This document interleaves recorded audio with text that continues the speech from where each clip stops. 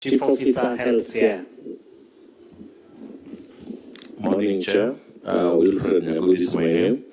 Secretary to the County Public Service Board was here. Morning, Chair. Jekonaya Omondi, Head of Payroll Management, Sia County Government.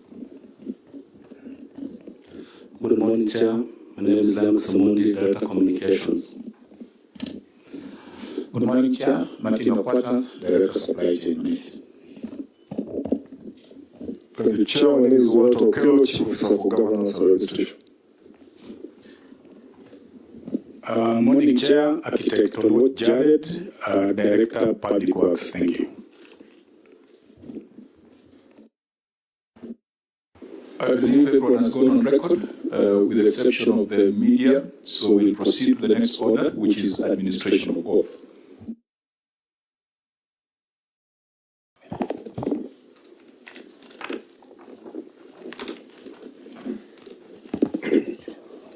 I, James Orengo, do solemnly swear that the evidence that I shall give before this committee in respect to the matters before the committee shall be the truth, the whole truth, and nothing but the truth, so help me God. You'll proceed to table your responses formally.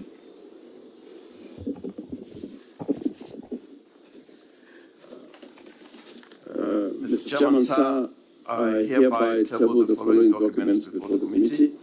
One, management responses and accompanying annexures on the status of implementation of recommendations of the committee on the report of the Auditor General on the audited financial statements for the county executive of CI for the financial year 2024-2025.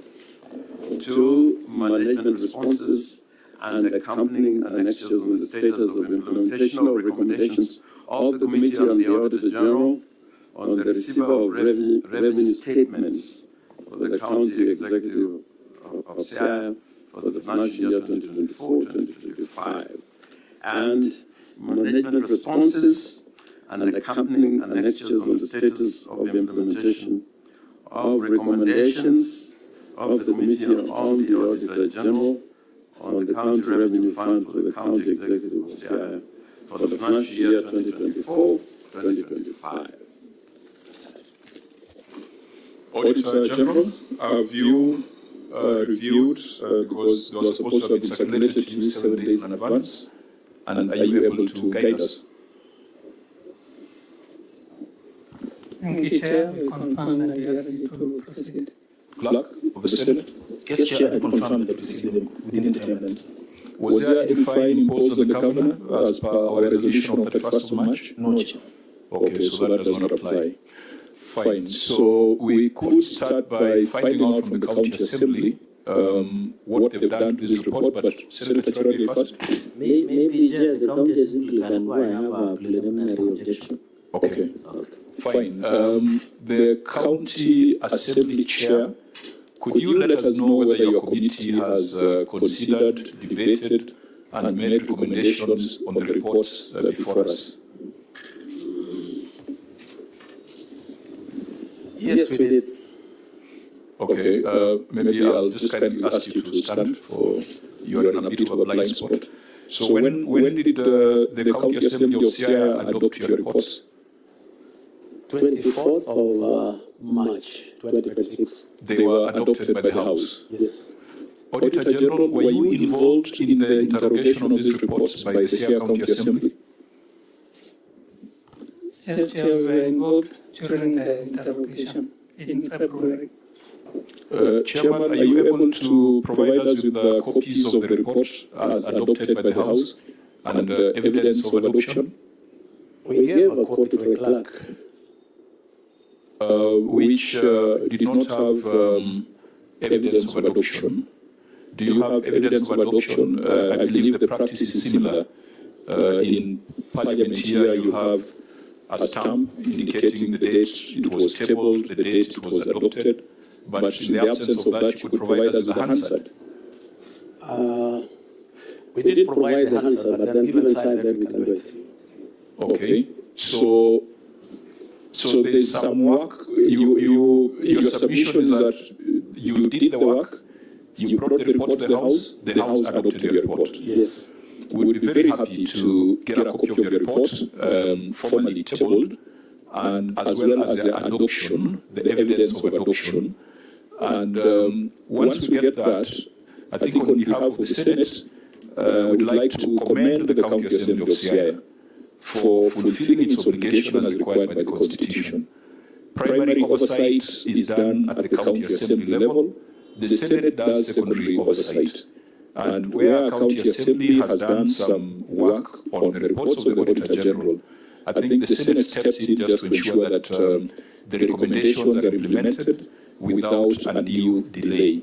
So if you can get evidence of your report as adopted by the House, that can guide us.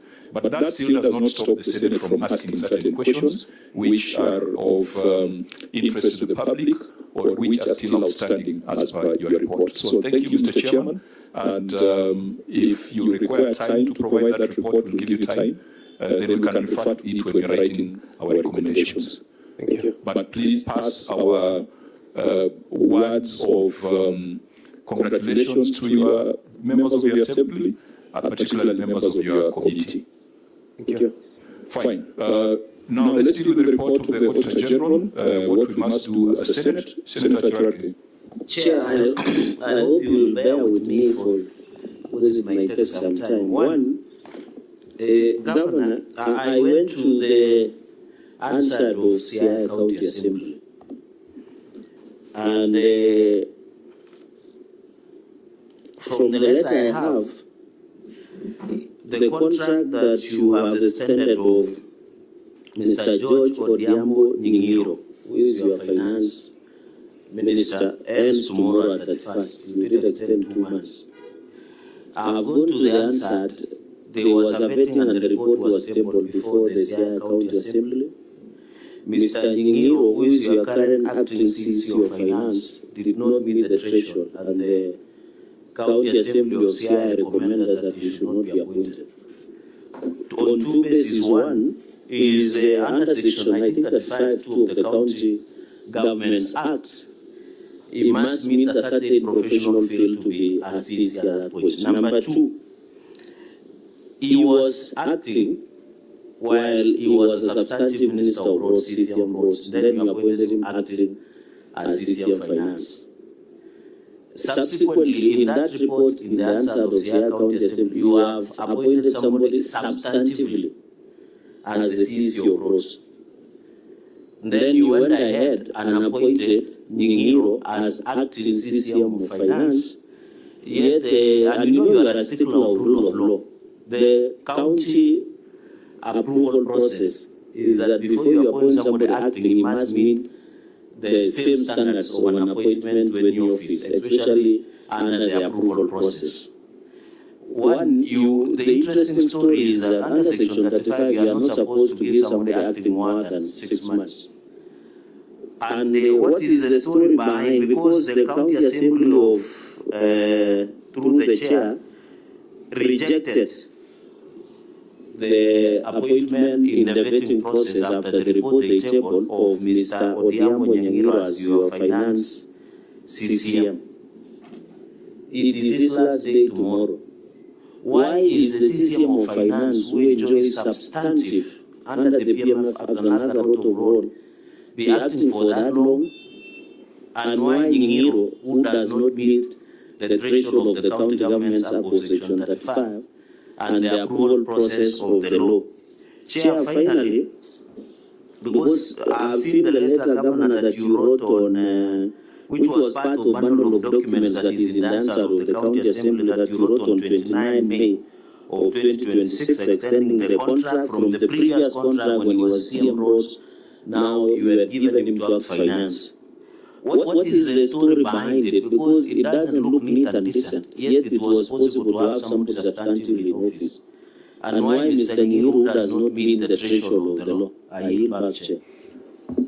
Okay, I don't want us to spend a lot of time on that matter because we'll need to ask ourselves whether it fits within the definition of a preliminary objection or whether it's a substantive matter or it's an extraneous matter.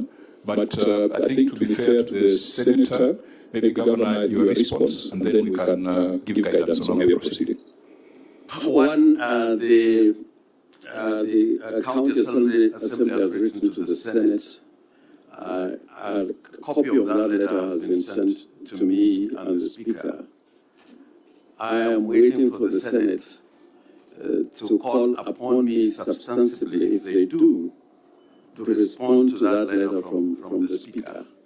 Because there's a substantive complaint that has been made by the County Assembly to the Senate. I accept the Senate to peruse the matter and require of me, because that letter did not require me to make any response, but if the Senate requires of me to make a response, I'll make a full response on all the questions raised. But ultimately, the question of illegality or otherwise is a judicial question. So it cannot be in the province and county assembly to draw conclusions which amount to a judicial determination. But I can assure the Senate that I can make a full response to this matter. And there is also the question of the county assembly having called upon the person they accused to appear before it. He has been summoned before the county assembly many times to respond to questions, to present budgets. So by their conduct also, they are stopped from raising that question.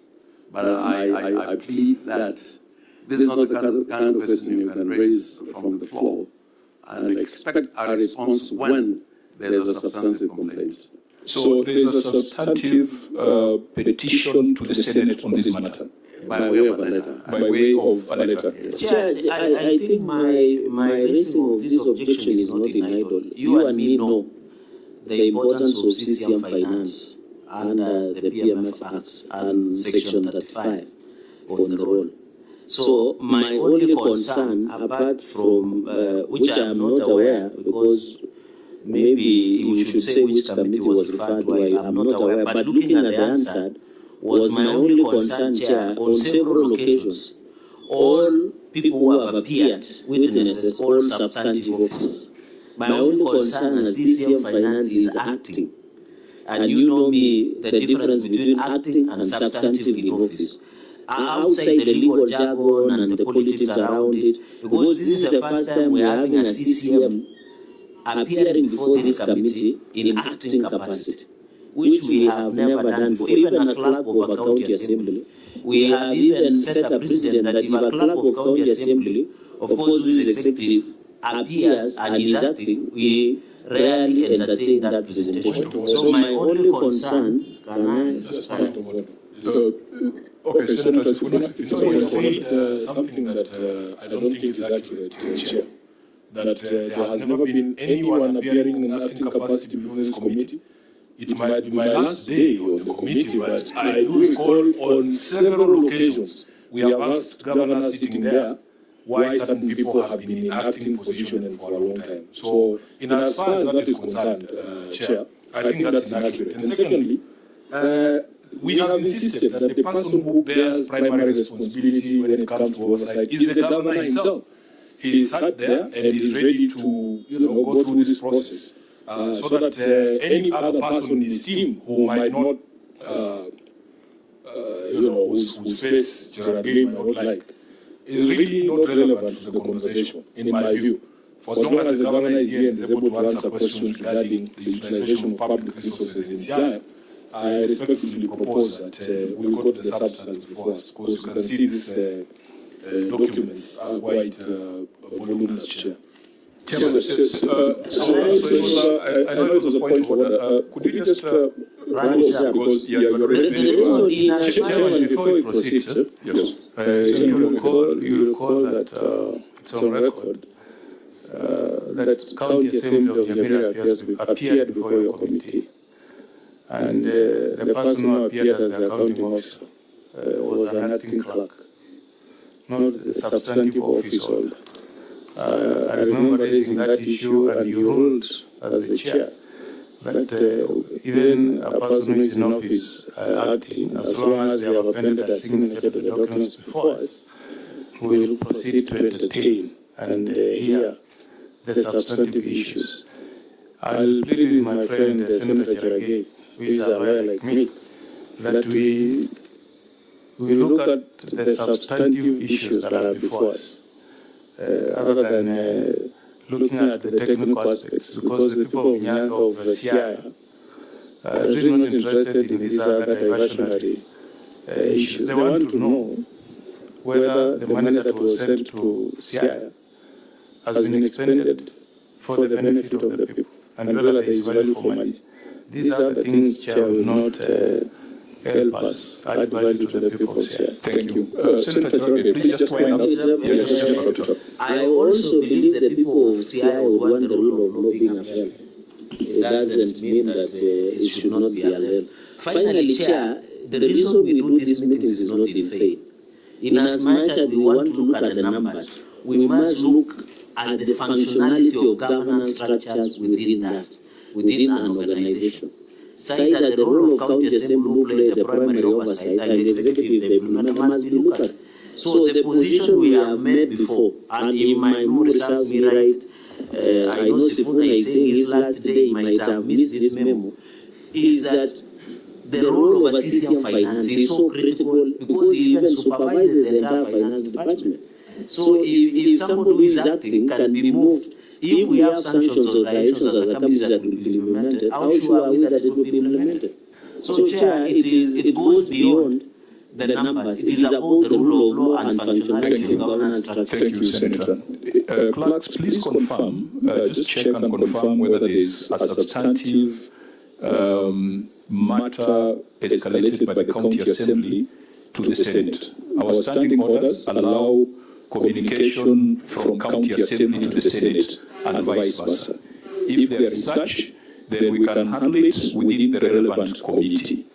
If it has not been done in the proper and formal manner, there is nothing that stops this committee from dealing with the matter suo motu. And if you have to deal with it suo motu, then we'll have to give the delegation from CIA an opportunity to prepare their responses. Governor Orengo is here pursuant to Article 179.4 that designates the county governor as the chief executive of the county. So as the CEO of the county, if he brings players who have injuries or players who have no idea how to play the game, it's going to bear on him. But I think also from your submission you indicated that as far as the term of that officer is concerned, today could be his last day, just like it might be for Edwin Sifuna. So then they are both properly here, so we can proceed. Chair,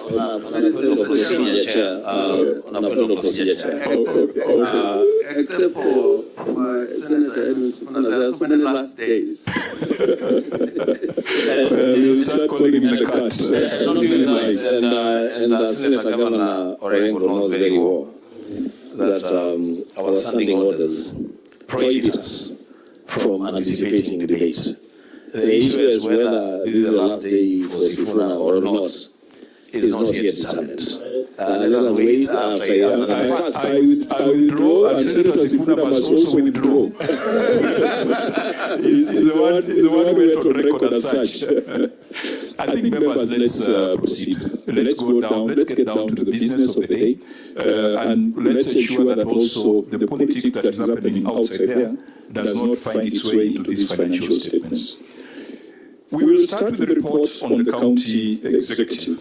We will deal with a few issues which perused the report of the county assembly, even though we have no evidence of adoption, but I've seen some areas where the indicated issues remained unresolved. Honourable members, the first test we usually do on these financial statements is to ask ourselves whether the preparers of the financial statements had the capacity, the professional capacity to do so. The report of the executive we can see has been signed off by. Are the signatories to these financial statements here? Ouma Jackson Odinga? Is Ouma Jackson Odinga in the delegation? Governor? Is unwell. He's the chief officer, but he's unwell. What about Christine Phyllis Okoth? Christine Phyllis Okoth? I'm present. So you are, what is your role in the organization? I'm the Director of Finance. Are you a member of the Institute of Certified Public Accountants? Yes, I am. What is your membership number? 13246. Christine, could you help us check whether this is a member who is in good standing with the Institute of Certified Public Accountants? Procedure. Yes. As they check. Yes, Senator Cherargei? Chair, unless rules have changed, I thought the procedure, if you say somebody is sick, you must provide evidence. I remember the last time we were checked because I've seen this Chapton or Uma aside these financial statements, and we might end up interrogating the financial statements. So is it enough to say he's just sick? I thought there should be some evidence so that when we are even writing a report and if we have anything to write against, and I've seen these are very important officers, the chief officer of finance and planning. So he is very essential in the running of the. So you can see the CCM is active, the CEO is absent. As we said, the governor as a CEO, if he decides to field Ronaldo in a World Cup match and his team loses, it's up to him. But the person with the professional responsibility is a member of the institute. I think that's a person we might want to ask ourselves whether they are fit and competent, and if they are, we can make progress. Christine? Yes, thank you, Chair. I've checked the member number 13246, CPA, or called Christine Phyllis. The member is active but not in good standing. Thank you. What does that mean when not in good standing with the professional body? This means that the member has not acquired the required CPDs. What does it mean, National Treasury, Dr. Lungu, when you've got a member who's not in good standing with the institute, are they fit to prepare financial statements? Chair, generally that is the requirement. So if they don't have the qualification, I think it's not in order.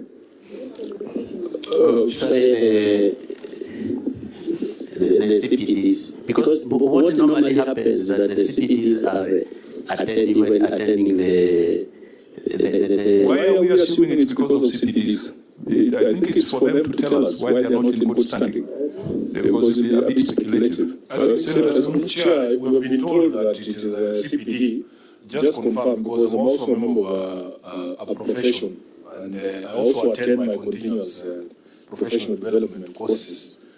Is it for the financial year under review? Or when they drop? Because I know it's an annual thing. So you finish at the end of the year in December, then the next year you'll be in good standing. So this is for the year ended 30th June 2025. Was the member in good standing when she was preparing the financial statements? Just clarification. Well, maybe let me just because you're speculating that it could be CPD, it could be something else. Maybe we ask the officer to explain why they're not in good standing, because the database does not give results. CPA 246, I don't know whether we should call you CPA if you're not in good standing. So let's just call you Christine Phyllis Okoth. Chair, it is true that I'm an active member.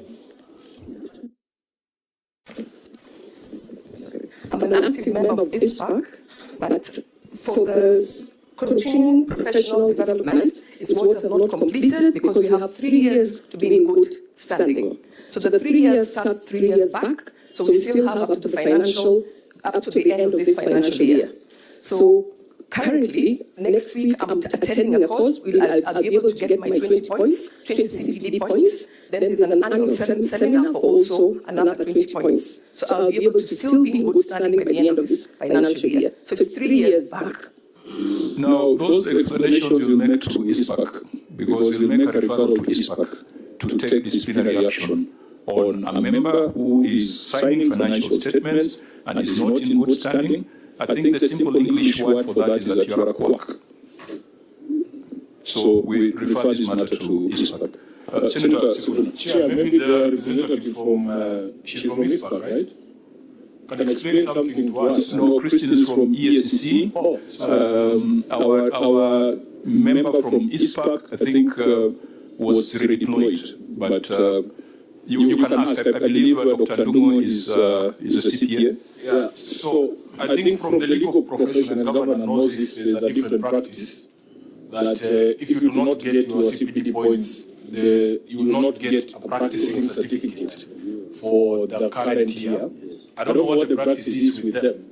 If you do not, like for me, if I don't have a practicing certificate, I cannot appear before a court of law. So what is the practice when it comes to CPS? Do they get a practicing certificate annually, or what is this 3-year thing that we're hearing? And Chair, really, how do you make sure that you remain in good standing?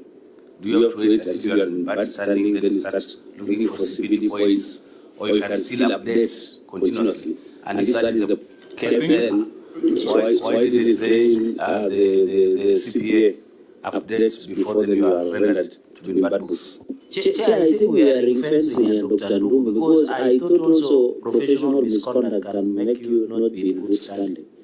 Maybe you can clarify that also. Yeah, that's why we said let's not speculate that it's CPD.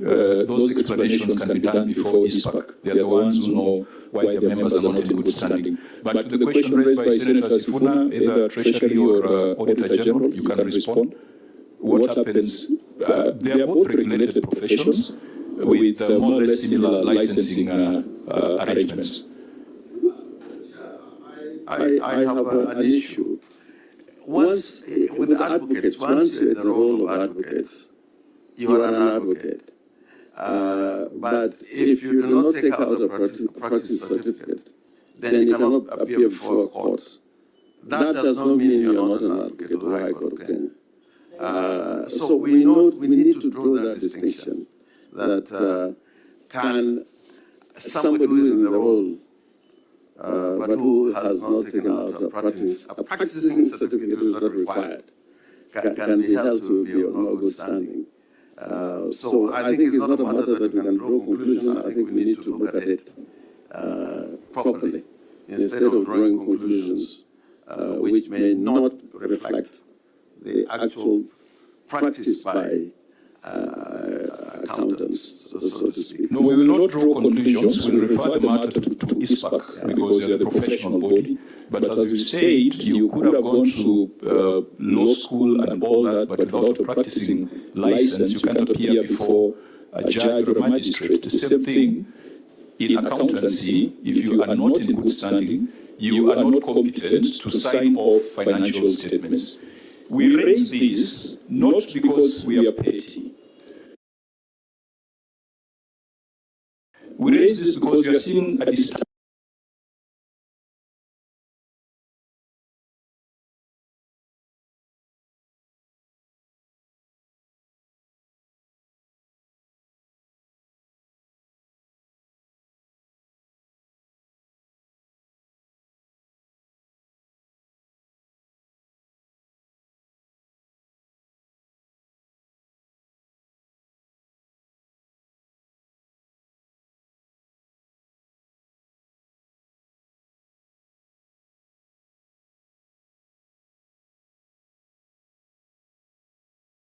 Trend of counties and very, very significant counties.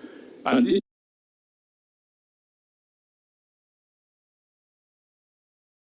professions in county governments. So it's not idle, it is not personal.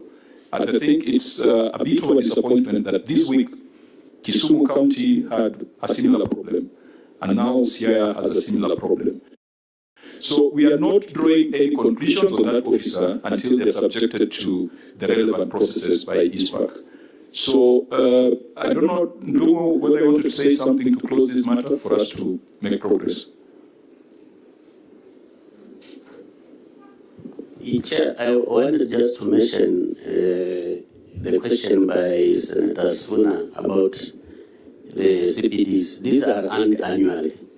So every year you are supposed to get the CPDs so that now they add up to what is required for the ISPAC to be in good standing.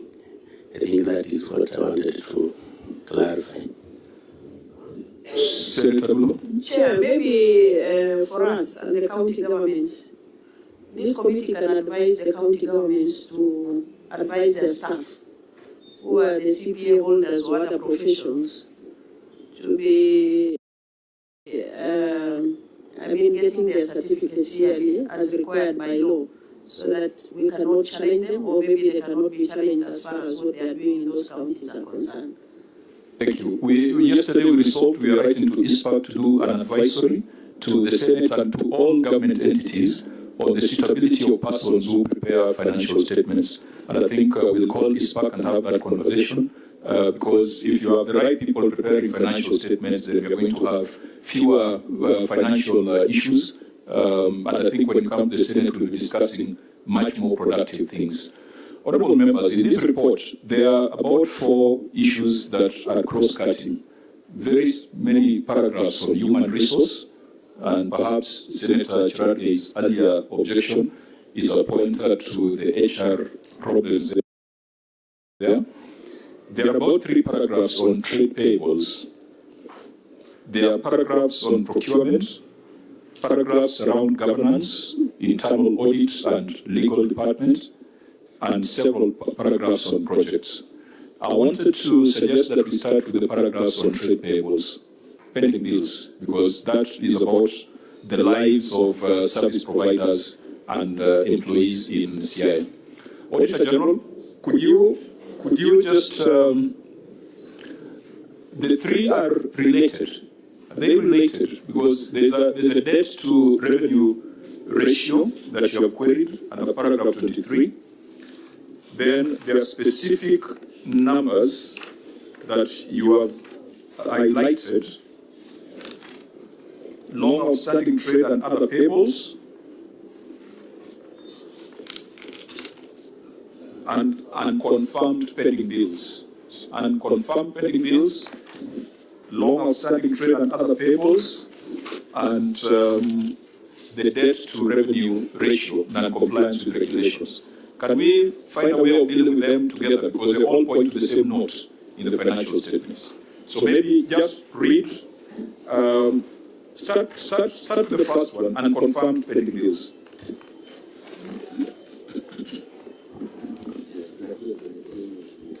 Thank you, Chair. This is a report of the Auditor General on County Executive of Kisumu.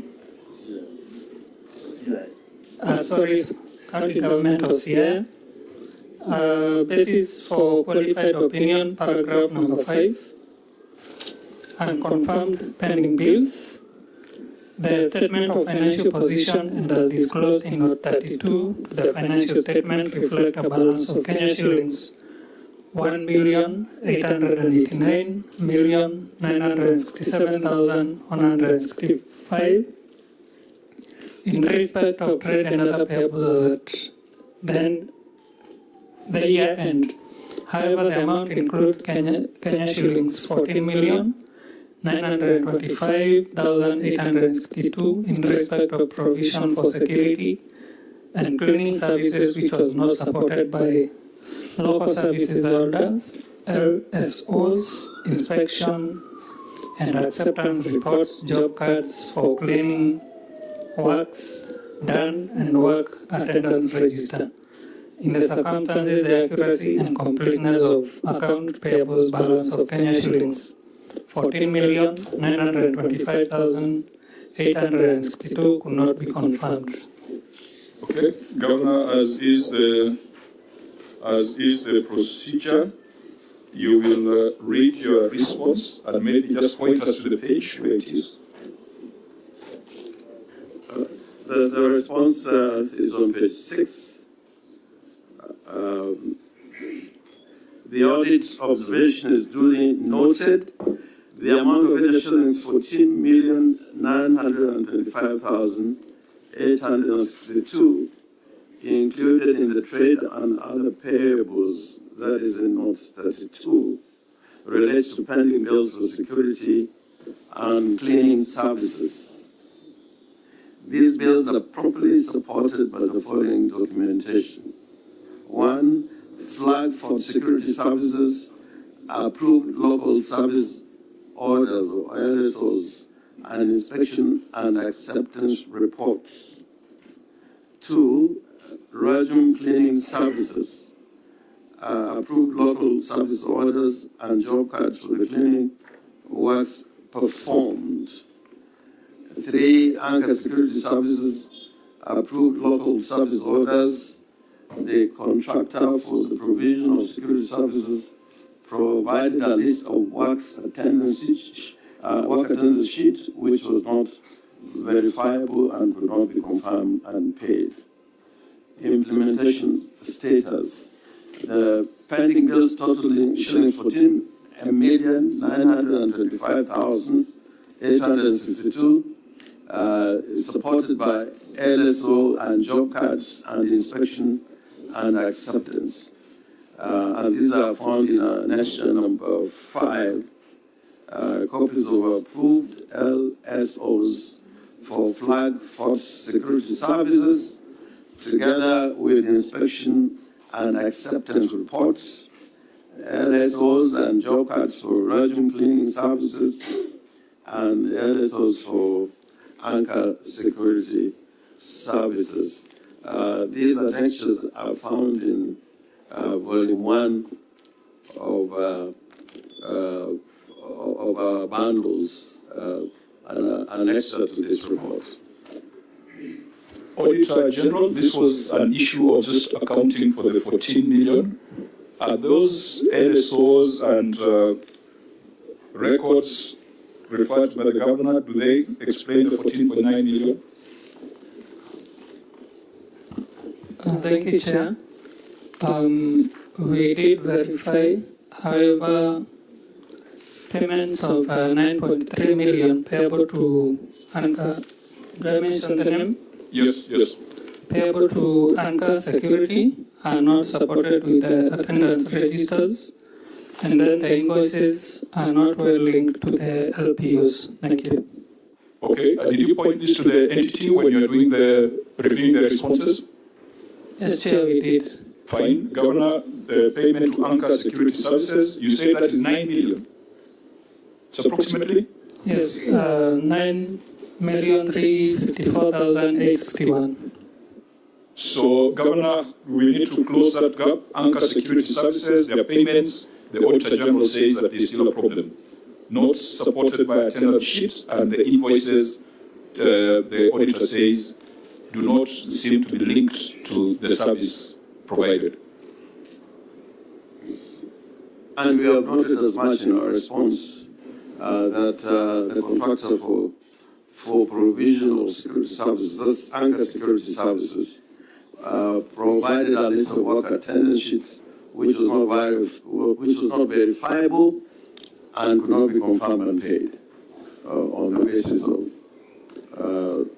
non-provision of work attendance sheets and so on. So ideally, Auditor, if this is an outstanding payment, it's a trade payable, and then the records supporting that demand are not verifiable, perhaps then the entity should just get it off their list of payables. Because we cannot demand that they provide evidence for something that is clearly not explained. If it was a payment that had been made, then we'd have a problem. Governor, has that payment been made subsequent to this audit observation? The payment has not been made. So, Auditor, what do you advise on this? Thank you, Chair. I think our advice would be that it's expired from their records as a creditor then. Okay, so we can keep this in view and we deal with it in the substantive audit for 2025-2026. Yes, we are in the field right now. Okay. Now let's go to the next paragraph on pending bills on trade payables, so that we tie all these and get done with note number 32. What was your next observation on trade payables? Thank you, Chair. Emphasis of matter, paragraph number 2. Long outstanding trade and other payables, the statement of financial position and as disclosed in note 32 to the financial statement reflects trade and other payables balance of Kenya shillings 1,889,967,165. A review of the pending bill schedule revealed that bills totaling Kenya shillings 184,615,904 were brought forward from prior years. However, pending payables with some dating back to 10 years have not been settled and no reason has been provided for the failure to pay the bill.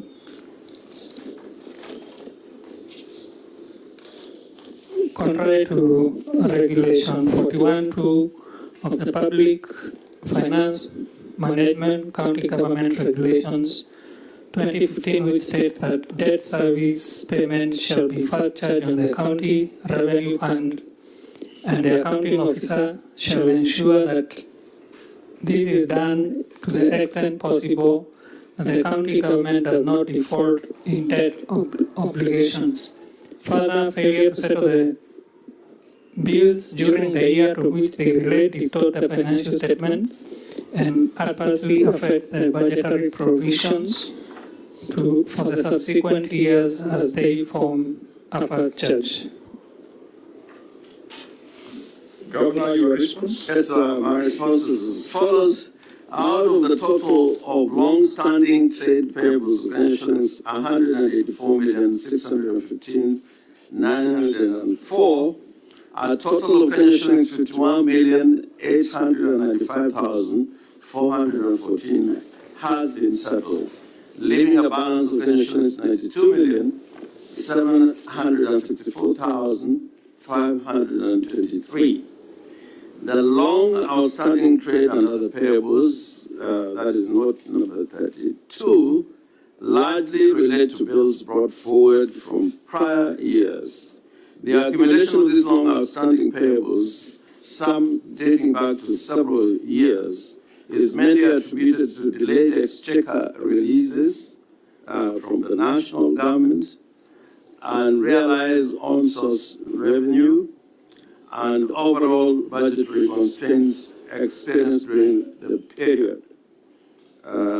Implementation status: 1, the balance of trade payable is Kenya shillings 1,264,784.34 cents. A payment plan has been prepared to clear the remaining balance as per the attached annexure 8. Number 2, included in the Kenya shillings 1.8 billion odd is a figure of Kenya shillings 294,173,952.23 cents relating to staff payables. Out of the total staff payables of Kenya shillings 294,173,952.23 cents, Kenya shillings 150,519,384.40 cents has been paid, leaving a balance of 142,3,654,566.83 cents provided in the budget for financial year 2026-2027. The outstanding balance is per the attached detailed breakdown, which is found in annexure number 8. And again, annexure number 8 is in our volume 1, which contains a summary of pending bills brought forward organization is 184,615,904, and corresponding bank statements and summary of pending bills, payment status as at 21st July 2026, and the payment plan and outstanding staff payables. Auditor General, are you able to verify the payments that the Governor has submitted were made?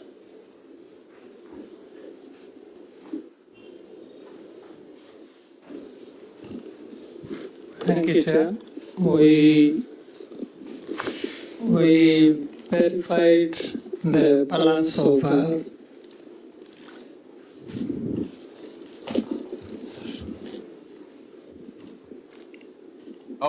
51 million which was paid during the year. Sorry? Yeah, just say it again. 51.5 which was paid during the year, leaving a balance of 0.5 or 0.8? Or 25.20 out of the 184 that we had queried. How much can you, the Governor says 51.8 million has been settled. During the year.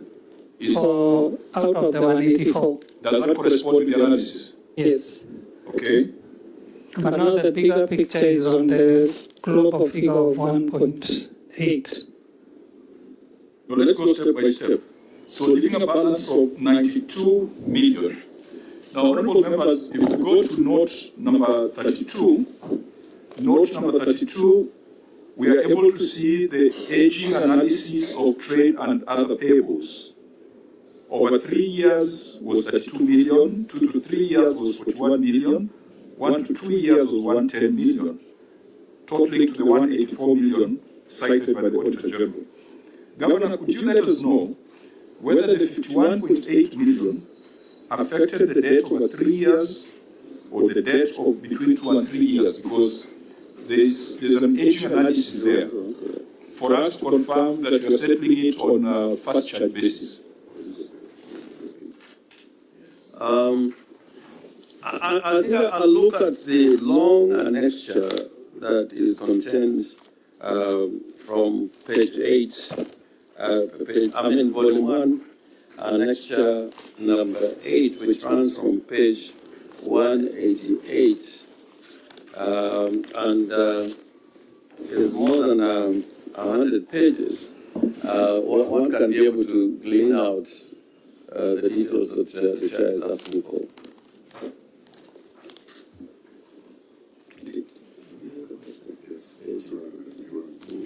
So I think, Governor, what you see in note 32, you've got an aging analysis.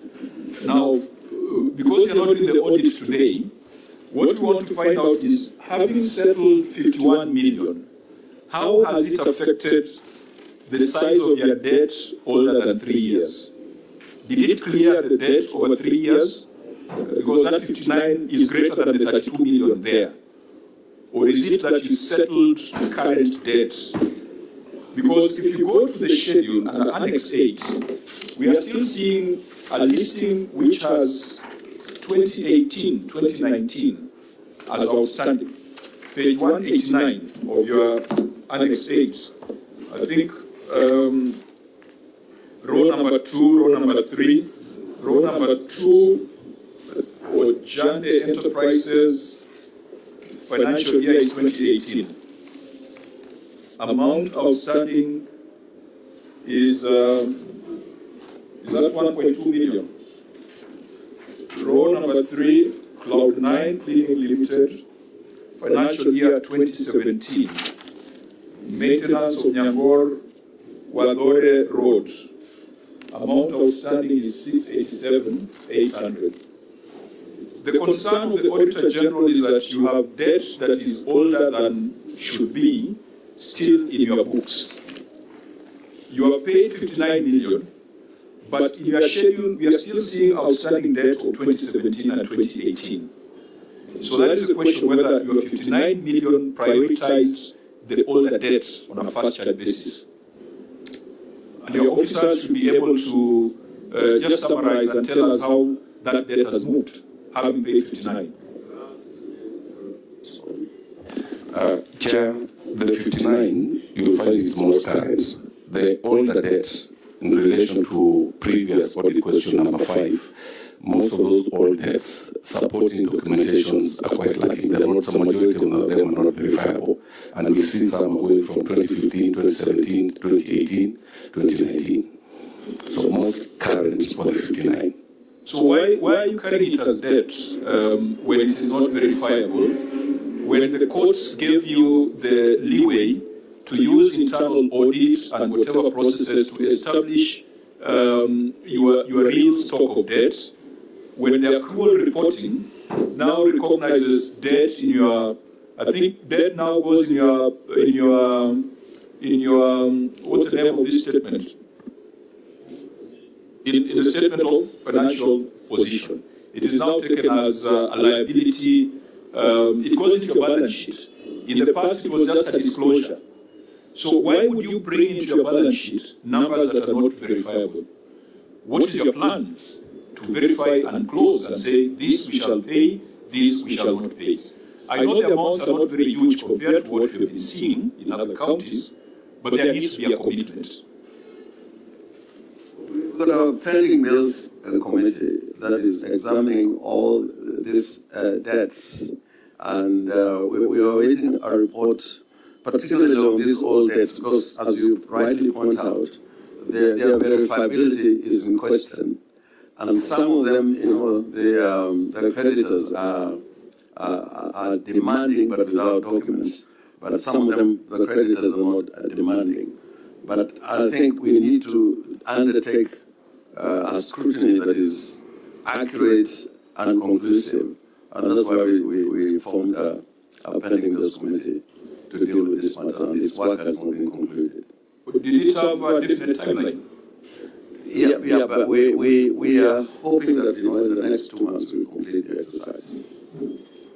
Auditor General, this is something that you can look at when we see the percentages. I think to be fair to the entity, we have seen cases where debt over 3 years sometimes is 60% of the total debt stock, which tells you that they are doing nothing to settle, they are doing nothing to verify. So I think this, because that's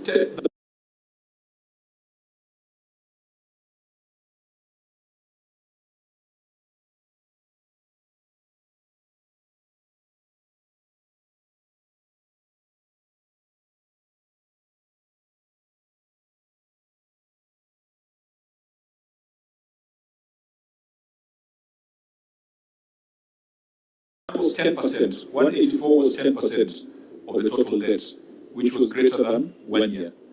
So maybe we would ask you to look at this critically. Don't drop this observation, because there's still some 92 million outstanding. Keep it under serious view and advise us whether they've done the first charge route in settlement of those bills. Governor, on the issue of employee payables, I thought these are statutory deductions and they must be paid because it is the money you deduct and from the employees. Why are you still owing these employees 294,173,952? And what is the story behind it? I thought it should be subjected to fee of first in, first out. That would be my question on employment payables. And what, the second question, what is the composition of these employment payables? As in lab fund, lab trust, what is the story behind it? And finally, Chair, my second question, I've seen under 1 year, the aging analysis provided by note number 32 in your financial statements, under 1 year there is 1.7 billion, a growth of 90%. Why the sudden increment of this 90% within 1 year? What is the implication, or this spending bill or trade payables? What does it account for? And finally, Chair, I've seen in the audit that there are some pending bills that could be held up to 10 years in the observation of the wage certificate. in this 32.75 million. Governor, this spending bill of 32 million plus, is it eligible or ineligible? Can it be traced back to a specific accountability? Because sometimes my direct question, Governor, the third and final question is, did you do what most of your colleagues were doing? What are eligible or ineligible pending bills as per the question of the certificate that there are some pending bills in Siaya County government that have gone beyond more than 10 years. So in this 32 that is grown beyond 3 years, is it eligible as per the financial statements you have provided? Chair, I yield back the mic. That will be my 3 questions. Let's take Senator Maruna's question. Yeah, just one. On the employee payables, we have 294 million. Is it possible to have an aging analysis of that 294 million so that we can be able to know for the debt over 3 years, the 32 million, how much is trade payable, how much is employee payable? For the 2 to 3 years, for 1 million, how much is trade payable, how much is employee payables? Is it possible to disaggregate like that? Okay. Governor? I think I'll give my colleague to answer to ask the questions in detail. But I can say that at the time I took over office, we had a terrible position in terms of salary byproducts, which included the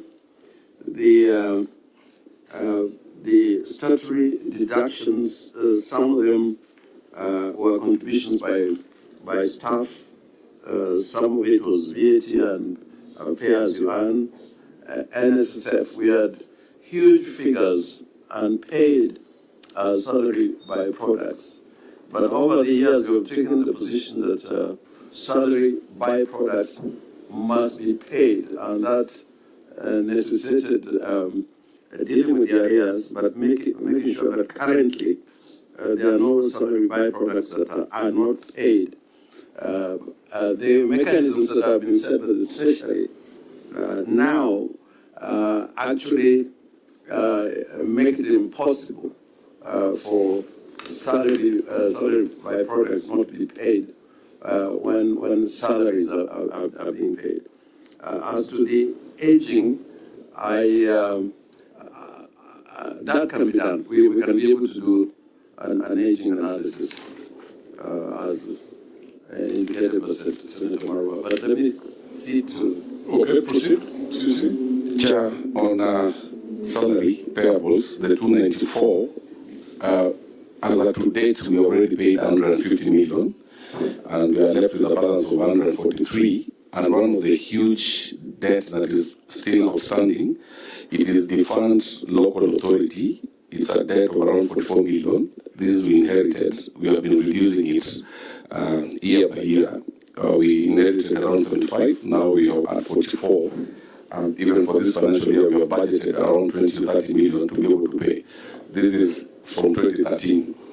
And then for pension, as Governor had mentioned earlier, we had inherited huge debts in pensions, which now, even this financial year, we have reduced this debt up by 45 million, by 245 million, which was 74.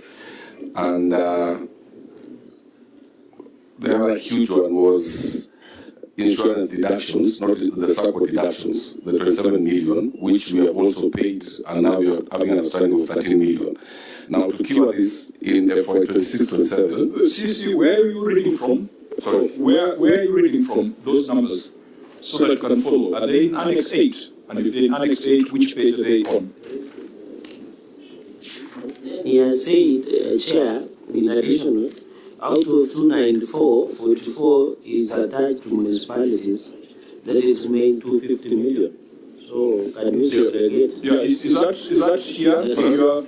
Because you have referred to Annex 8 additional, I've been looking for it because it could help us answer the question raised by the senators. There is an additional information that should have provided in the attachment, which is here. It is not here. Yeah, but if you go to Annex 32, note 32 of the financial statements, you will see trade and other payables, employee payables of 294. So I was giving a status of the 294 to date. Yeah, that's okay. Yeah. That 294, you have paid some, you have remained with a balance of 143. We just wanted to get visibility on the makeup of that outstanding 143. Are they deductions that you have made and you have not remitted, or are you dealing with past obligations? That's just what we want to establish. We have dealt with the past obligations, and some of them currently are being dealt with. But did you say that 44 million is from the local authorities? The funds local authority, the 44 million, yes. 44 million. 44 million. But that's paid or outstanding? Outstanding. Outstanding. Yes. When you look at debt over 3 years, it's 32 million. How do you reconcile the two numbers in the aging analysis?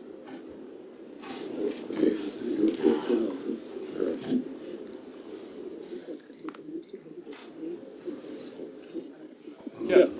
Speaking of defunct local authorities, you know, we once dealt with the issue of interest and penalties. So I'd like to know, is this, what you haven't paid, is it in that category of interest and penalties? How much the principal amount? Because that will give us a clear picture where we are. Is it in that category of penalty and interest? It's on all combined. Tell us what is principal and what is interest. How much is the principal amount that remitted and what is on interest and penalties? Because we were told that COG was trying to negotiate waiver of interest and penalties. I don't know whether you have tried that from CIA. I think at the level of the COG, we've been trying to deal with the question of penalties and interest because they compound the figures as years go on. But at the time of payment, the entity to whom the money is paid, they don't segregate and say what you paid is penalty or interest. It just a sum paid to the total due, which includes penalty and interest. So, Makweni, is it Makweni that told us that they had arrived at some agreement and they had been given some waiver? Remember they told us they had arrived at some arrangement. I don't know why, Governor Senior Council, you have not made that attempt. Discussions, but there are various entities. Because that will help you a lot in cleaning up your books. We're in discussions on this issue. No, now the other problem is nobody knows what is principal. The way Governor is telling us is that you're not able to tell whether what you're paying is principal or it's interest and penalties. I think that's a big problem that needs to be dealt with. Yeah. I wanted the clerks just to go to the recommendations we made with respect to deductions and remitted, or the issue of defunct local authorities, because the House made a recommendation that the counties get some certificate from the pensions funds. Just get the exact wording, and then we can advise accordingly. As I thought there was a document that the CEC was referring to, number one. Number two, in trying to reply to the question asked by myself and Senator Marumba in what is the composition, he has not indicated whether there is interest in this.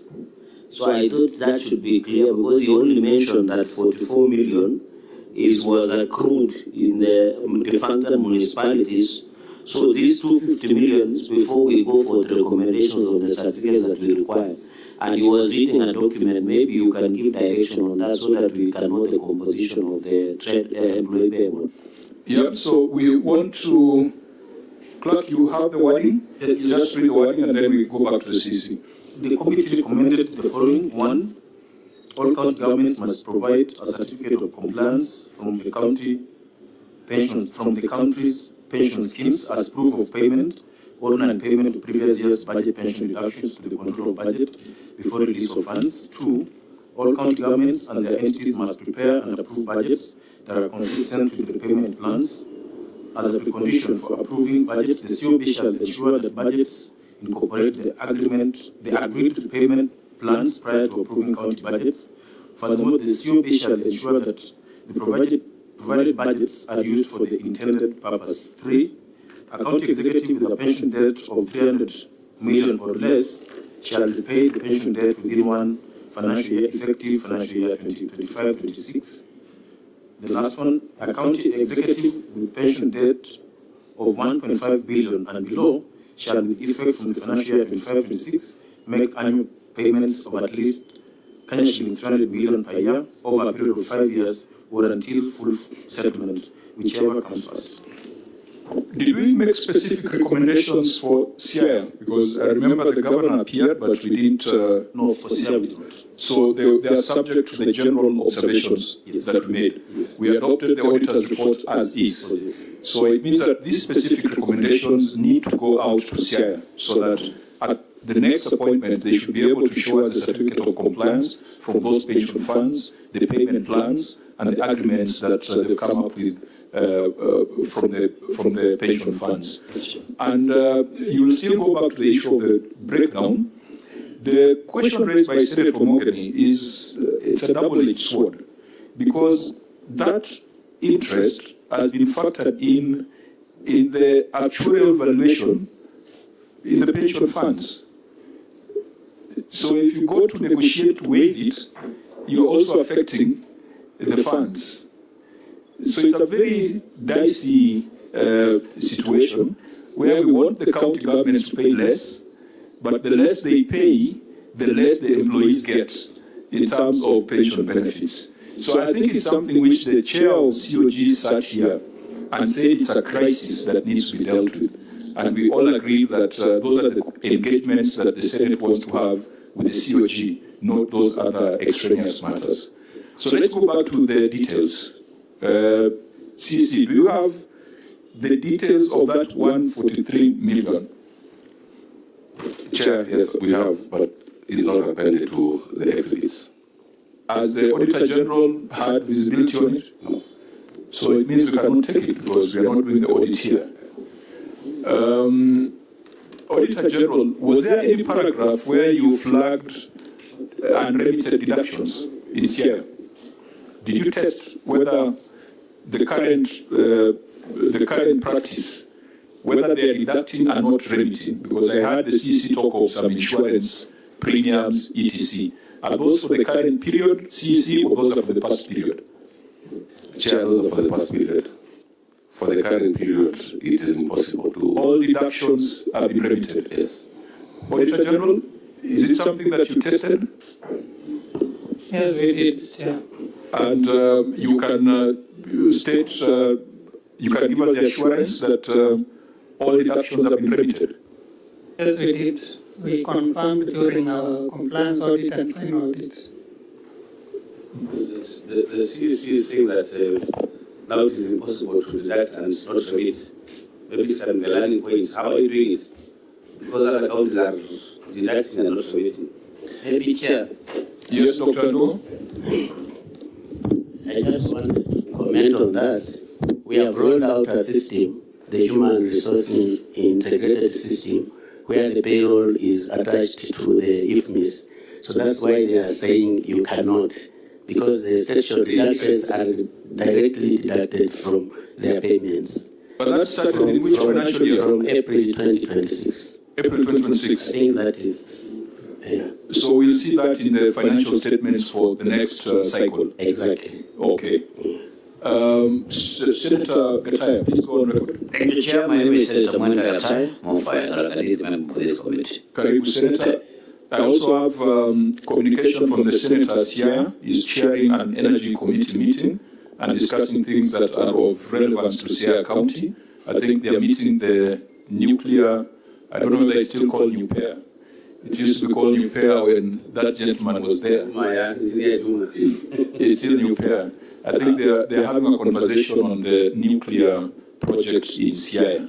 And I think that's a very, very important conversation. If he's able to complete the meeting in a good time, he will join us. Senator Maruma. You mentioned in 200 discovered that it is him. I've also moved across the country while with him in the Energy Committee. Interesting times. We meet again. Yeah, Are you conflicted? I'm not conflicted. Okay. Yeah, but Treasury, I'm wondering how that system is working. They deduct at source, but what is the extent? Because then there is the structural reductions, and then there are deductions to do with loans, for banks, for SACCOs. Is everything, as long as the payslip is written, deduct this, they deduct everything, or how does it happen?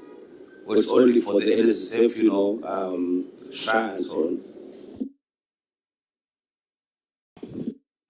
Proceed. As far as the concern is universal, all deductions are paid and they're not retained by the county. And we started that before the Treasury directions were made because we had a big problem with these salary byproducts and staff were not very happy about it. So we said we must pay the deductions at the time when they're due. You pay the entire salary and the deductions. For example, if it's in a bank, a contributory entity is with a particular bank, then that money goes to that bank directly. Okay, Auditor General, keep this in view because an extra that the CC is offering, we cannot take it at this point if you have not looked at it. Senator Cherargei. Yeah, the governor did not respond on this and one of an increase of 90%, 1.7 billion. He didn't give us a clarity. Although the employee payables, all of us agreed that this was money that was already deducted, budgeted for and deducted. So where is it? That is the whole point. So the OAG and the county must tell us where this, now that the segregation has been provided by CCM, this 294, but this growth of 90% within 1 year of 1.7 billion on the note number 32. What is the composition, Governor? Governor, did you get the question? Still don't get the question. I apologize. Let me rephrase your question. Governor, Senator, and the principal of Linda Mwananchi, let me repeat. Order. We have the governor of Siaya. But he has already declared himself as the party leader. No, that's another story for another day. Yeah. So, under 1 year, Your story is reality. but is the chair, Governor, is the chair who is ruling it out of order, it's not me. So, Governor, my only concern within 1 year of all this total 1.8 billion chair, there was a growth of 1.7 billion of 90% within 1 year. So I want to understand the story behind it. That is my, if you can give one. We're getting that. That is not number 32. We're getting that growth because the opening balance was 1.4, which came to 1.8. No, here, if you look at aging analysis down there, and 1 year, they were in financial year 2025, and I think the chair has analyzed, there was a growth of 1.7 billion within 1 year. So the story behind it out of 1.8 billion. I think it's the responsibility of the county to respond. Yes. Senator Maruma is a mathematics guru. Understand, because up here, where we have the trade and other payables, so from 1.4 to 1.8. But he has corrected that he's looking at these lower numbers here. Yeah, the aging analysis. Yeah, I believe you got the question. I will not offer a response on your behalf. It is your numbers. Chair, if you look at note 32, page 33, the 1.4 is for 1st July 2024, and then at the end of that year, 1.8 billion. And then the aging analysis, we are not analyzing 1.4, we are analyzing 1.8. Now, the makeup of the 90% is 1.7 out of the 1.8. Now, what is the driver for this 1.7? for FY that year. Can we establish whether that is growth or that is composition?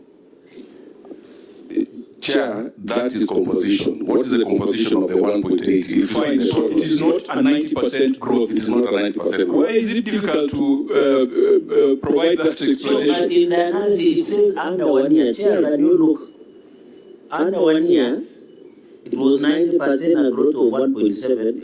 The years have been given there. Total tied above is 1.3. So I really want to know the composition. It is them who have done the analysis, although I'm aware that somebody who did was not in good standing. But the point I'm trying to make is why this growth? That is my only concern. Okay. Because if the governor can tell us he was doing a project or something that created that exponential growth, then if there is a proof to that, we leave it there, Chair. And it is their own documents. Fine. Can you respond? I think the document speaks for itself, and I cannot do any better. When documents speak for themselves, explanations do not add anything to it.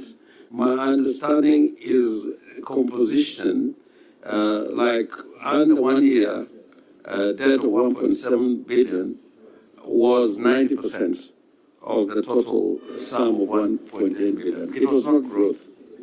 So, Governor, what is through the chair? What is the composition of this 1.7? Yeah, the question is, we did not pay 1.7 billion. Yes, within 1 year. Under 1 year. What is it? Is it salary arrears that delayed? What is it? Why accumulate a pending bill of 1.7 billion? That is what Senator is asking. Is it delayed exchequer that then after June 30th you're able to pay? You know that explanation. I think my vice chair is giving leading answers. I don't know whether he should sit with us or sit with the governor. I'm confused. But Chair, I think the point is making, although he's leading the governor to maybe all our clergy through as it rounds, by telling him it could be salary. So the composition, because the governor, remember in your documents, you have indicated through the chair that he has a payment plan. So we want to know under this 1 year, if you had a payment plan and you have not paid in one single year 1.7 billion, what is the story behind it? Thank you, Chair. I think that's fair. You can make reference to the annexures that are before us. I don't think none of the questions from these senators is idle, so you have a responsibility to respond to them.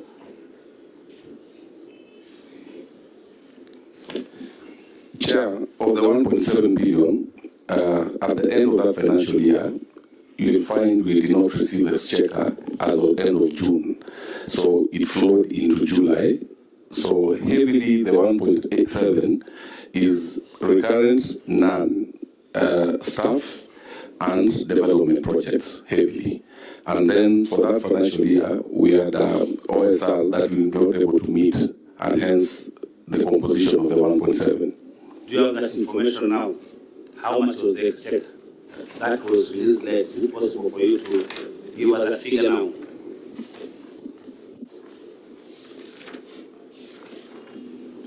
Proof that movement, because even if it was released at the cutoff of the end of financial year, there must be a view, because it's your money. The fact that the cutoff was there, so where is it? Because, Chair, I can see a number of projects which we had linked to the earlier question on the issue of development projects, and it says part of the composition includes the projects.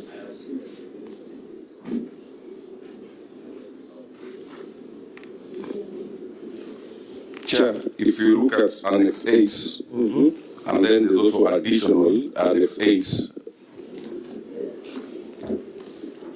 Additional Annex? I can only Page 237. 237.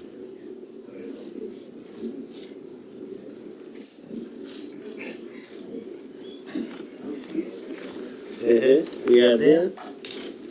I think, CC, we are taking too long on this matter. Give us quick, direct answers. You have long annexures here, just point us to the pages, and then if they speak for themselves, we can proceed. 237, page 237, Annex 8.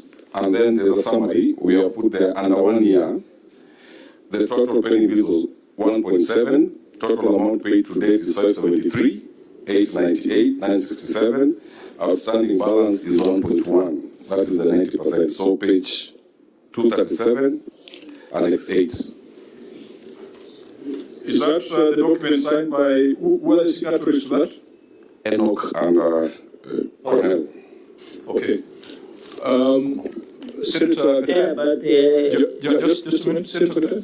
we couldn't attend a very serious business liaison, the two of us with you. We can represent you now to a chair as well. Okay, I could grant you leave to deal with that, and you can leave at your convenience. Thank you. Okay. Senator, You will also thank Maruma for induction. Senator Cherargei. So, Chair, so that is why, I don't know whether CMCC term is ending tomorrow, because in your presentation, you had said you owe 44 million municipalities, but here in the documents, and I think, Chair, that is why it was important, because if you see it is 50 million here. This document, page 237. Chair, that's why you were insisting to him that he should refer to something. Because when he was answering us with Maruma, he says the function was 44 million, which I noted. But when you go to the document, just in passing, yes, it is 50,895,163.7 that was salary arrears for the function local authority, which forms part of employee payables. So, what I think what we can do on this particular matter, 90% of the debt was current. 10% of the debt was older than 1 year. Some of it has been settled. Auditor General, please keep this in view and let us know whether this 1 billion, the 90%, was settled in the year under review, or it has graduated to the next age band. If it has graduated to the next age band, then we'll have a problem. But debt within 1 year is fairly manageable. I think we have seen situations where some counties come here with debt older than 1 year, making up 60 or 70% of their total debt stock. So we can allow the Auditor General to look at this, scrutinize it thoroughly. Auditor, give us an assurance that when it comes to deductions, there are no deductions that are made and are not remitted to the statutory bodies. I think it's something that I believe is within the scope of the audit that you are doing currently.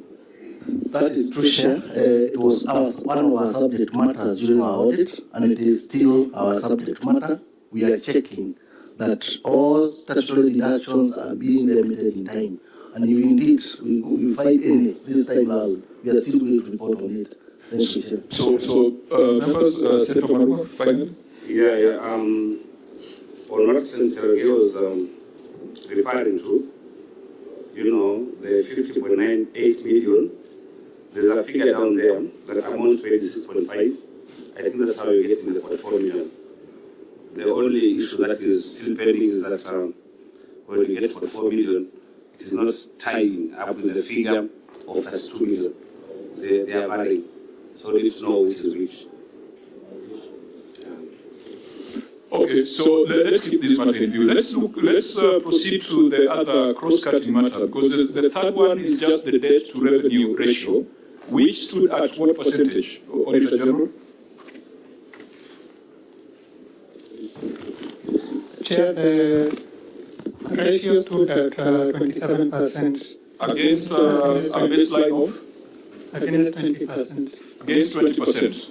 Again, we have agreed that in this financial year, you will do that assessment for all the counties, so that when you're doing a ranking of counties, PPO is working on something to rank counties on objective fiscal responsibility parameters.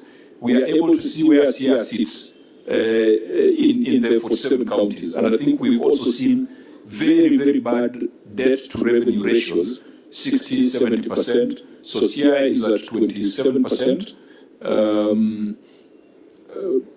Perhaps, Governor, maybe on that, because this is a matter of compliance with the PFM Act and its regulations. You were involved in the new constitution, you were involved and you are on the scene when the current EFM Act was being processed in Parliament and when the regulations were being processed. We have a problem as the Senate, where governors are treating regulations and legislation as suggestions rather than mandatory obligations. What do we do when the law requires you to be at a certain percentage in terms of fiscal prudence and you're beyond that percentage? Of course, we will make our own recommendations, but do you think this debt-to-revenue ratio of 20% is practical for county governments? I don't think it is practical, but at the same time, you know, if you expand the ratio, then the question of governance as to management of debt will be a little bit more complicated. So I think it is better to keep to the law as it is, instead of trying to expand that ratio for purposes of convenience.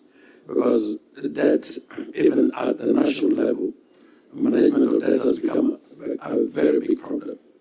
And even at the county level, if debt is not managed, it means that a lot of people who work with the counties, including contractors, service providers, are not being able to meet their, their demands. But rather, if you ask me personally, I think it should be maintained. We would be asking the Auditor General to give us a global view to see whether there is any county that has complied with that ratio, and maybe take on that conversation, because there is also another ratio here, the fiscal responsibility ratio on wage bill.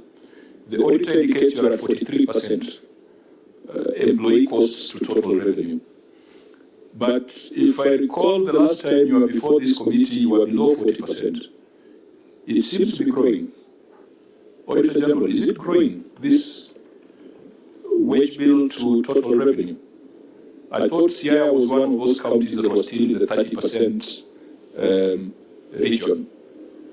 Can you just read your finding on that? Because it's a substantive finding.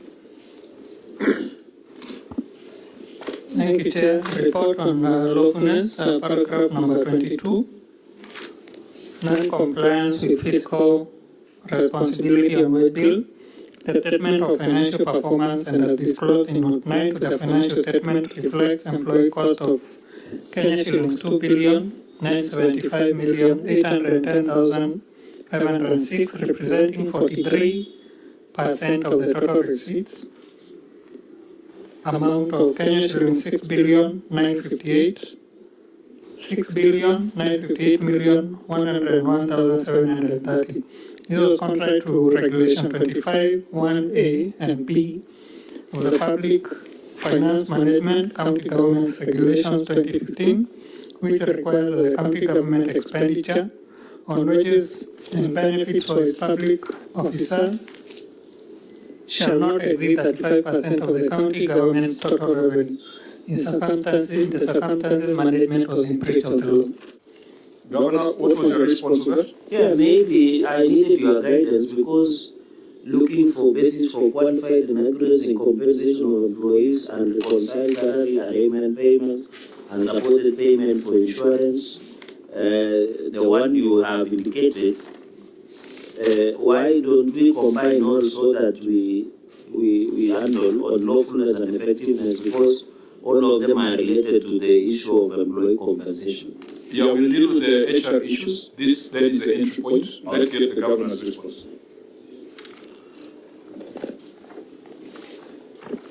Thank you. The county government of Siaya acknowledges the Auditor General's observations regarding the wage bill as a percentage of revenue. The county takes fiscal responsibility requirements under the Public Finance Management Act and the Public Finance Management County Government Regulations 2015 seriously, and provides the following clarification on the computation and compliance status. Clarification on the applicable. Sorry, Governor, which page? I'm at page 40. I don't know whether I got it wrong. Paragraph 22. Okay. Yes, paragraph 22. Clarification on the applicable revenue base, which is Regulation 25, Sub-Regulation 1A and B of the Public Finance Management and County Government's Regulations 2015, requires the county government's expenditure on wages and benefits for its public officers shall not exceed 35% of the county government's total revenue. The audit computation used total receipts of Kenya shillings 6.9 billion as the denominator, resulting in a wage bill ratio of 43%. However, the appropriate and consistent basis for measuring compliance with the fiscal responsibility principle in the wage bill, as applied in the county fiscal strategy paper and the budget preparation, is the approved budget revenue for the financial year. Using the approved budgeted revenue of Kenya shillings 9.6 billion as the denominator provides the accurate and policy consistent measure of the wage bill ratio as demonstrated below. Wage bill ratio computation, the county government's wage bill for the financial year 2024-2025 is computed as follows. Wage bill ratio is equal to the total employee costs divided by approved budgeted revenue times 100, which is equal to 2.9 odd billion. And that results into 30% ratio. At the beginning of the financial year, the wage bill to budgeted revenue ratio stood at 33%. During budget implementation, the actual wage bill to budgeted revenue ratio was maintained at 33%, which is well within the statutory ceiling of 35% prescribed under Regulation 25, Sub-Regulation 1A and B of the Public Finance Management County Government's Regulations 2015 and Part 3 of the County Fiscal Strategy Framework. And I come to the compliance with the fiscal responsibility principle. The county government has complied with the fiscal responsibility principle on the wage bill. The 31% ratio measured against the approved budget revenue demonstrates prudent management of the wage bill within the legal limit of 35%. The county continues to implement measures to contain personnel costs while ensuring staffing for effective service delivery across all departments. The variance between the audit computation of 43% and the county's computation of 31% arises from the use of different denominators. The county maintains that the use of approved budgeted revenue is the correct and consistent basis for assessing compliance with Regulation 25, as it aligns with the county fiscal strategy paper, budget estimates, and the framework used by the Commission on Revenue Allocation and the National Treasury in monitoring county fiscal responsibility. We further wish to state that the county executive of SIA recruited, implemented the overdue promotions and SRC salary reviews for all staff. This resulted in the general increase in the wage bill, which is still within the recommended threshold. So really, it's a debate between what is the denominator. Governor, I disagree with you. The PFM regulation talks about revenue and revenue is defined. I think in the PFM Act, in definition of terms, revenue is defined. And I thought the argument would not be whether to use the budgeted revenue as a denominator as opposed to actual revenue. Because there are three numbers here. There is a 6 billion, 6.958 billion cited by the Auditor General. But when you go to the substantive audit observation on budget effectiveness, budgetary control and performance, there is another figure of 7.45 billion as actual receipts. The argument should be, the denominator should be the actual receipt, not the budgeted revenue. Because the budgeted revenue, you underperform by 22%. If we took that route, the national government would always be exaggerating its budget so as to justify its decision to take on debt. So, Auditor General, I want clarity on what is the total revenue for the entity. Was it 7.458 billion or 6.958 billion?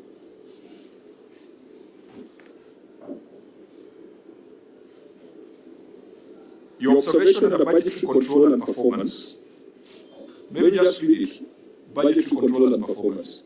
Because the base the governor is referring to cannot be the base, cannot be the denominator for computing the fiscal responsibility.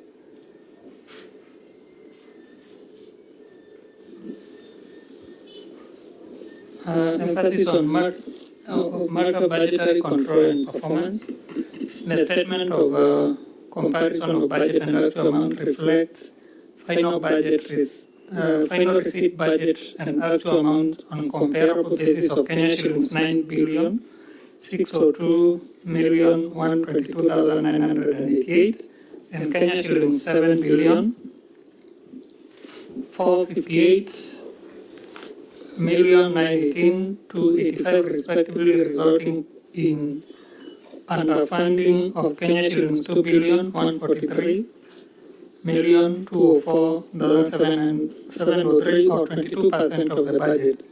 Similarly, the county executive spent an amount of Kenya shillings 7,486,87,487 against actual receipts of 7,458,918,285, resulting in an over expenditure of Kenya shillings 27,169,202.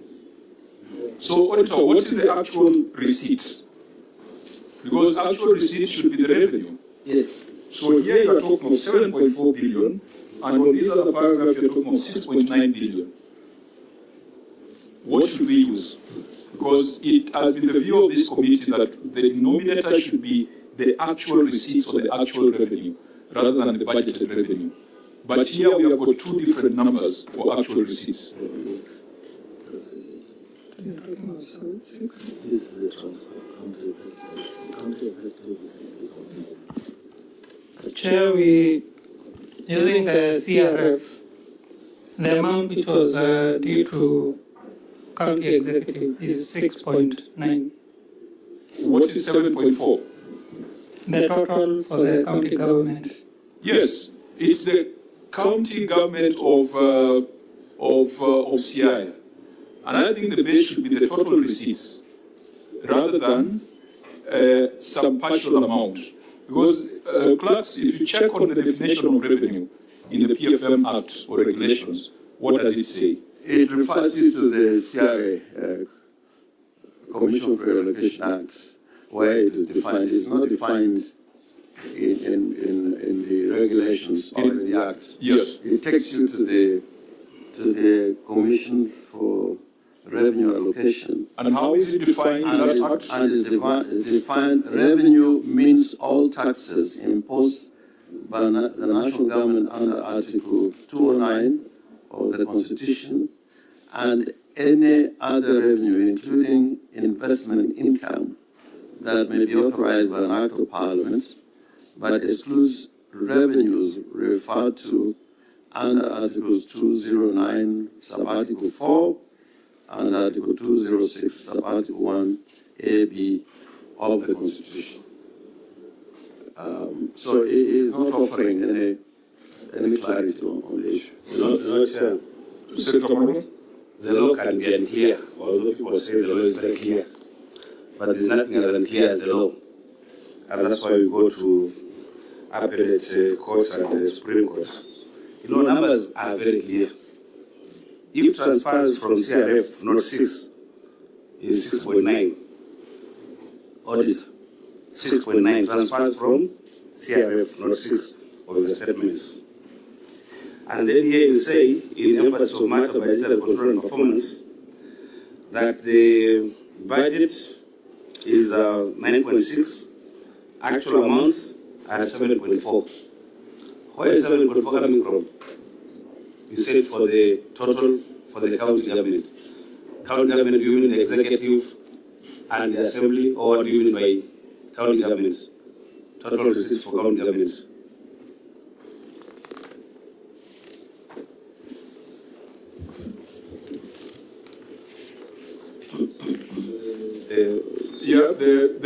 The variance between the two numbers. National Treasury? Yes, Chair. I want to give the definition of revenue as prescribed in the PFM Act.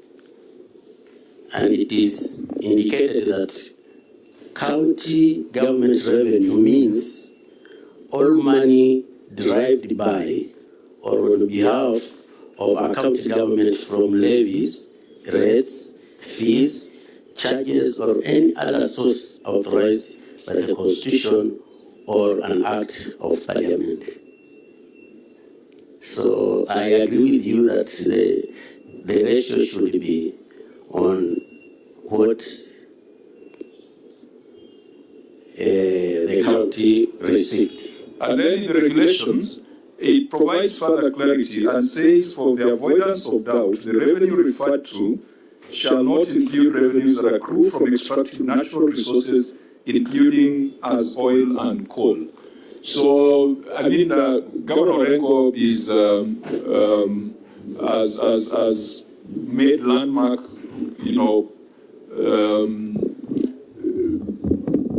interpretations in the courts and even on the floor of the House.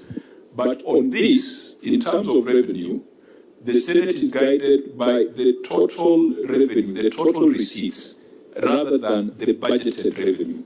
If you went budgeted revenue approach, the national government or county governments can do a lot of mischief, because all they need to do is to overstate their budgets, then borrow, and then they underperform by 50% in terms of raising of revenue. And then they will tell you, no, we are still okay because it was as per budget. So, Auditor, the only challenge we are throwing your way is that those two numbers must tie. The base that you are using for fiscal responsibility should be the same base you are using for budget performance, for analysis of budget performance.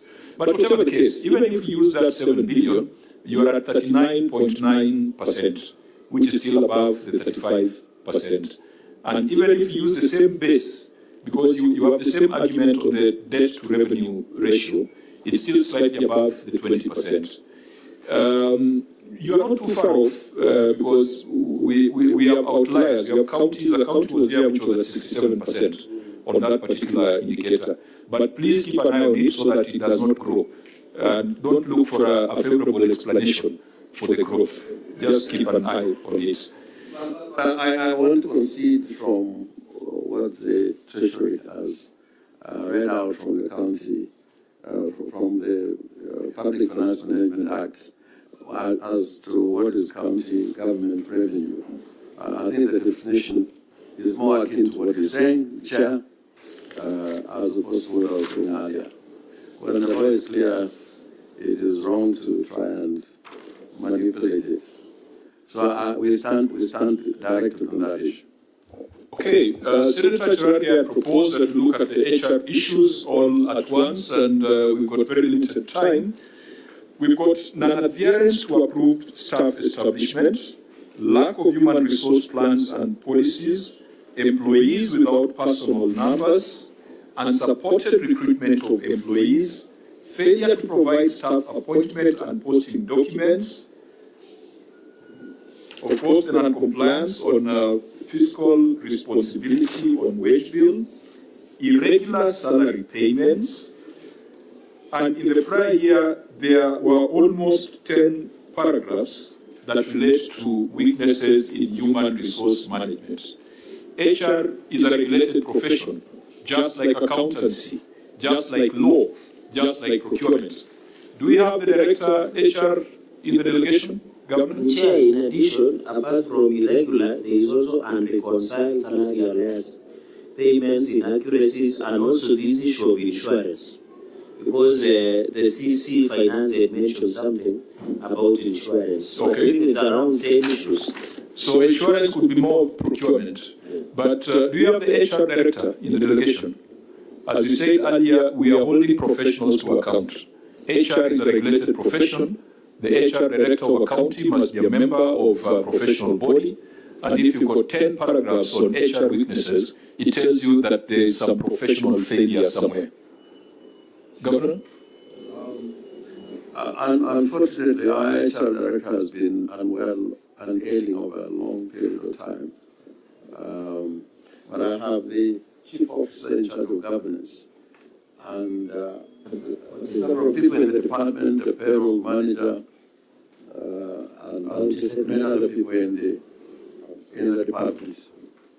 And the county public service board is here also. Yeah, we wanted to establish professional responsibility the same way we deal with the accountants. First of all, we deal with the professionals and ask them where they are failing in ensuring that the human resource, which really is the biggest resource you have in the county, why it would be mismanaged to have all these issues. But of the issues that you cited, Auditor General, are there anywhere you have found an explanation that is satisfactory of the HR issues, so that we deal with the ones that are still outstanding? So starting with non-adherence to approved staff establishment? Not yet, Chair. That is still outstanding? Yes. Who has responsibility for coming up with the staff establishment? Is it the County Public Service Board? Is it the executive?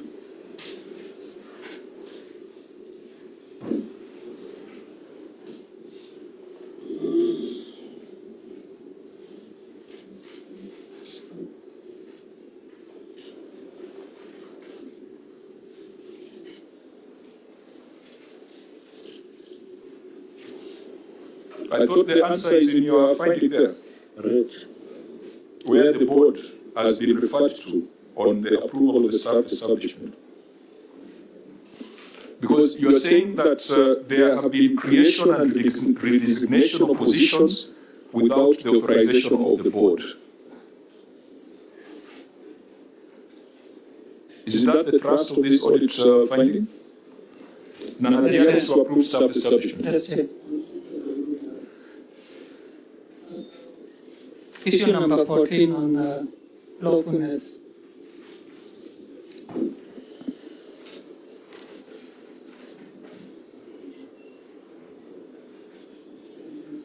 So do we have an approved staff? Do we have an approved staff establishment that the board has signed off? I think someone introduced themselves as the chair of the County Public Service Board. Sergeant at Arms, please provide the mic.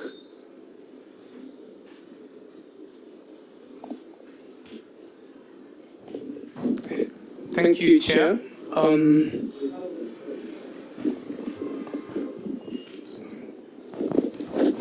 So, Chair, on the listed issues on HR, the Public Service Board will respond to non-adherence, lack of human resource policies, And the last one is unsupported recruitment of employees, Chair. Okay, let's start with an adherence to approved staff establishment. Yeah. Do you have an approved staff establishment? I have my technical officer here. He'll answer the 3 questions. Okay. Please just reintroduce yourself for the record. Not everyone might know you. Okay. Engineer Collins, you are chair of the board. Okay. The other officer to introduce themselves. Oh, my name is Wilfred Nyagudi. Okay. Can you? We have the written responses here, but we must be in the house at 2:30. So we just want to get a general overview. Unless, Governor, you prefer, we go through the written responses. We just want to get a feel whether this matter has been addressed. If it's not addressed, then we ask the Auditor General to look at it in the substantive audit. So the first question was, your staff establishment, is it approved and when was it approved? Thank you, Chair. We do have an approved and authorized staff establishment, which was approved by the County Assembly, and it is under Annex 24. And so, if you have an approved staff establishment, yes, is it a fact that there are 273 excess staff? Chair, in job group A, and 14 excess staff in job group B, as flagged by the Auditor General. Chair, thank you very much. The truth of the matter is that, as already been discussed here, in our establishment we have officers who are from the defunct local authority, who were previously on scales but not job groups. So these officers were largely in job group A and B, and were inherited by the county government from the defunct local authority. These officers in our payroll, they do not appear with the designations that we currently use in the public service.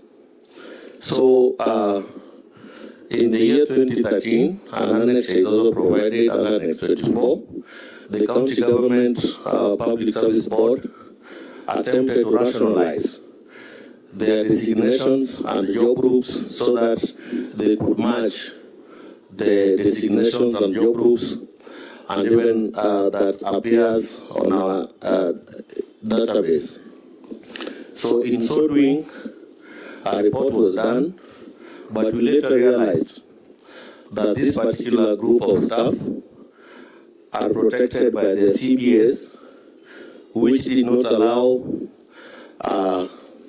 variation of their pay or designation to their disadvantage. So most of them were given job groups and titles that were personal to themselves, and they have been transiting services with these protected packages.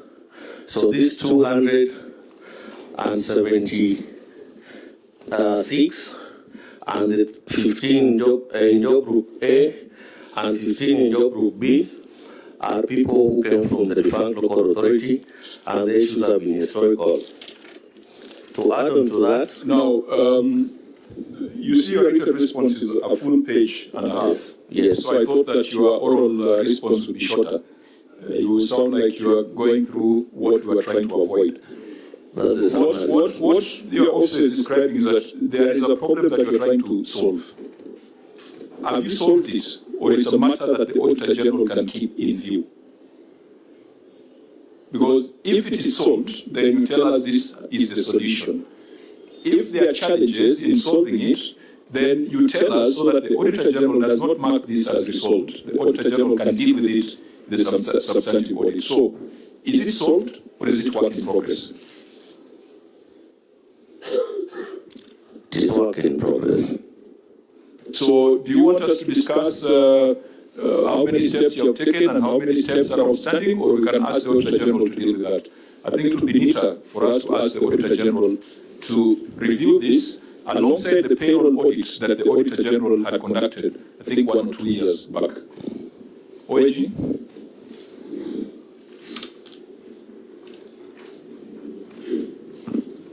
Thank you, Chair. We are well advised. We are going to keep it in view in the current year. Are these the same issues that emerged in the payroll audit? Because I know you did a payroll audit 2 years ago on most of the county governments. Yes, Chair. It was part of that. Okay, Senator Cherargei? So I didn't get maybe the county public service board. So where this excess 273 individuals and 14 staff, because Chair, if you notice, this is an adherence of staff establishment. Could it be linked to human resource plans and employees with personal numbers? So what is the fate of these two? If it was excess, does it mean it did not fit to the human resource establishment? And Chair, we have no situation where there is existence of ghost workers who sometimes are transformed into goods. So is there, where these 273, and was there a count or an audit to that effect through the Chair County Public Service Board? So where are these people? Yeah, this is a problem of long explanations. Yes. It gives birth to ghosts and goons. Now you have to deal with the goons. And sanguinas in some cases. So can you give Senator Cherargei a short, crisp, direct answer? Thank you, Chair. These officers are in the county government and they are serving. So where are they?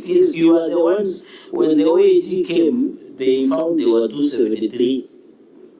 Do they have personal numbers? Are they paid? Which departments do they work? Can you provide segregation? There is Annex 24, which has the names of all those officers and what they do in the county government. Also, it is not Annex 24. Let me assist you. It is Annex 23. 24 is something else. What's the accurate annexure? This talks about the fact that local authority staff sustainability. What I can see, Chair, is on Annex 23. This is Annex 23. So what is the correct annex? Or is it 24? This one on the Fountain. The Fountain Local Authority. So these were members, sorry, that is 24. So the 273 are here. Yes. And you have indicated, what is this report about? Sorry, Chair, for taking long, because you have said did not attend due to various reasons, has been observed by county assembly. Others you have said is on 3-year study leave. Others is did not attend. Why did they not attend? So does it mean they exist? Because if you are saying, Chair, if you look at this report that has been provided, employees who did not attend suitability interviews. So these who did not attend suitability interviews, what is the effect? One, you have said a number have been observed by county assembly. Others are on study leave. Others did not attend this suitability interview. I think there are a number of them. I think how many are they? It has not been numbered. Even class, market attendant. So what is the effect of those who did not attend the interviews? Chair, that report is about staff that the county government inherited from the defunct local authority. That is why you are seeing the designations are not matching the current designations we have in public service. So in an effort to rationalize their terms and conditions of service, the board undertook a suitability interview, taking into consideration their qualifications and where they could be placed. So that is the report. Sorry, Chair, you should be do it with military precision. I just need a very specific answer. So they did not attend, they were fired. No, they were not fired. Where are they? They are working in the county government. But they didn't attend suitability interviews. Because they were already serving in the service. Why were you demanding that they attend the suitability interview? For the board to rationalize their engagement. How do you rationalize without having them to appear before you? Maybe Chair, they need to tell us if it was optional and if there was a penalty if you don't attend. Yes. Number two, because for this query to go, you must give us an indication on when you will resolve this. Yeah, a timeline. Is it how many months, how many years? I think it should be months. When are you going to make sure that there is adherence to an already existing staff establishment? In addition to the Vice Chair comment, in fact, in your report, you have said of total 355 employees of the defunct local authorities were invited for suitability interviews. Only 308 appeared for suitability interviews. Was it optional? And where is that memo to show that it was optional? Chair, as I've already explained, you cannot alter the terms and conditions of an officer without their consent. Now, in so doing, the board sought to rationalize the terms and conditions of service of these people. And I said because of some legal bottlenecks, the implementation of that report did not take place. It was an effort we were taking to ensure that their qualifications and designations matches the designations in the public service. Now, members, when you look at the time, we will not make a lot of progress because the other alternative would be for the governor to read his written responses in full so that all those questions are addressed. But time will not allow us. We've got about 6 paragraphs that touch on policy, and practice. Can we go back to 1 or 2 issues that touch on numbers? Where, for example, the insurance question that you are asking, so that the HR issues, which are more of policy and which are still work in progress, we ask the Auditor General to keep them in view, so that we can use the remaining minutes to deal with issues where the Auditor General has talked of irregularities involving financial matters. The policy issues can be kept in view. Maybe, Chair, in the interest of time, maybe we can find out if Siaya was among the counties we are giving view in terms of human resource, because I can see it forms basis of almost 60% of the audit queries. Maybe because I can see Chair will not be doing justice because the County Public Service Board of Siaya has scattered around the issue. Because we really want to know where these 273 are. Because if the County Public Service Board would give us a precise answer, we would just leave it there. But you can see as gone ahead under Annex 24 to even talk of something you are not aware of legal bottlenecks, which is not the explanation that was given to justify the excess of 273 employees. This one also, Chair, paragraph 16 on page 11, where we have some employees without personal numbers. Yeah, what is the reason for employees not having personal numbers? Okay, whether they come from the defunct authorities or they are newly employed. We need to get maybe just 1 or 2 sentences answer. Yes. As we keep it in view. Yes. Okay. You can say that we live here. This one of employees about UPN. 449 employees. Yes, please. Be very precise. Thank you, Chair. In around February, SIA was running 2 payrolls, which was the one on high risk for employees with UPN and for manual employees who did not have UPN. From then on, the Cabinet took a position that we only work on a payroll with all employees, and so we embarked on a system to ensure all our employees now have UPN. Since, as per Friday last week, we have had all our employees being processed for UPN, a total of 1,332 who did not have a UPN number. We have got about 90% of them who now have numbers, and we are now integrating them into payroll.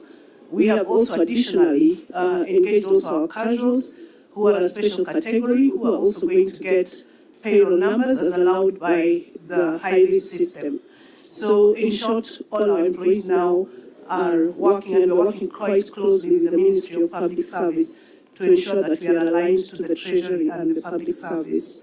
Auditor General, can you confirm that in your verification that is the case? You are cited 449 without UPM? Thank you, Chair. From where we stand, we are still having a variance, and from the response, it would require us to go and verify the same from the HRIS.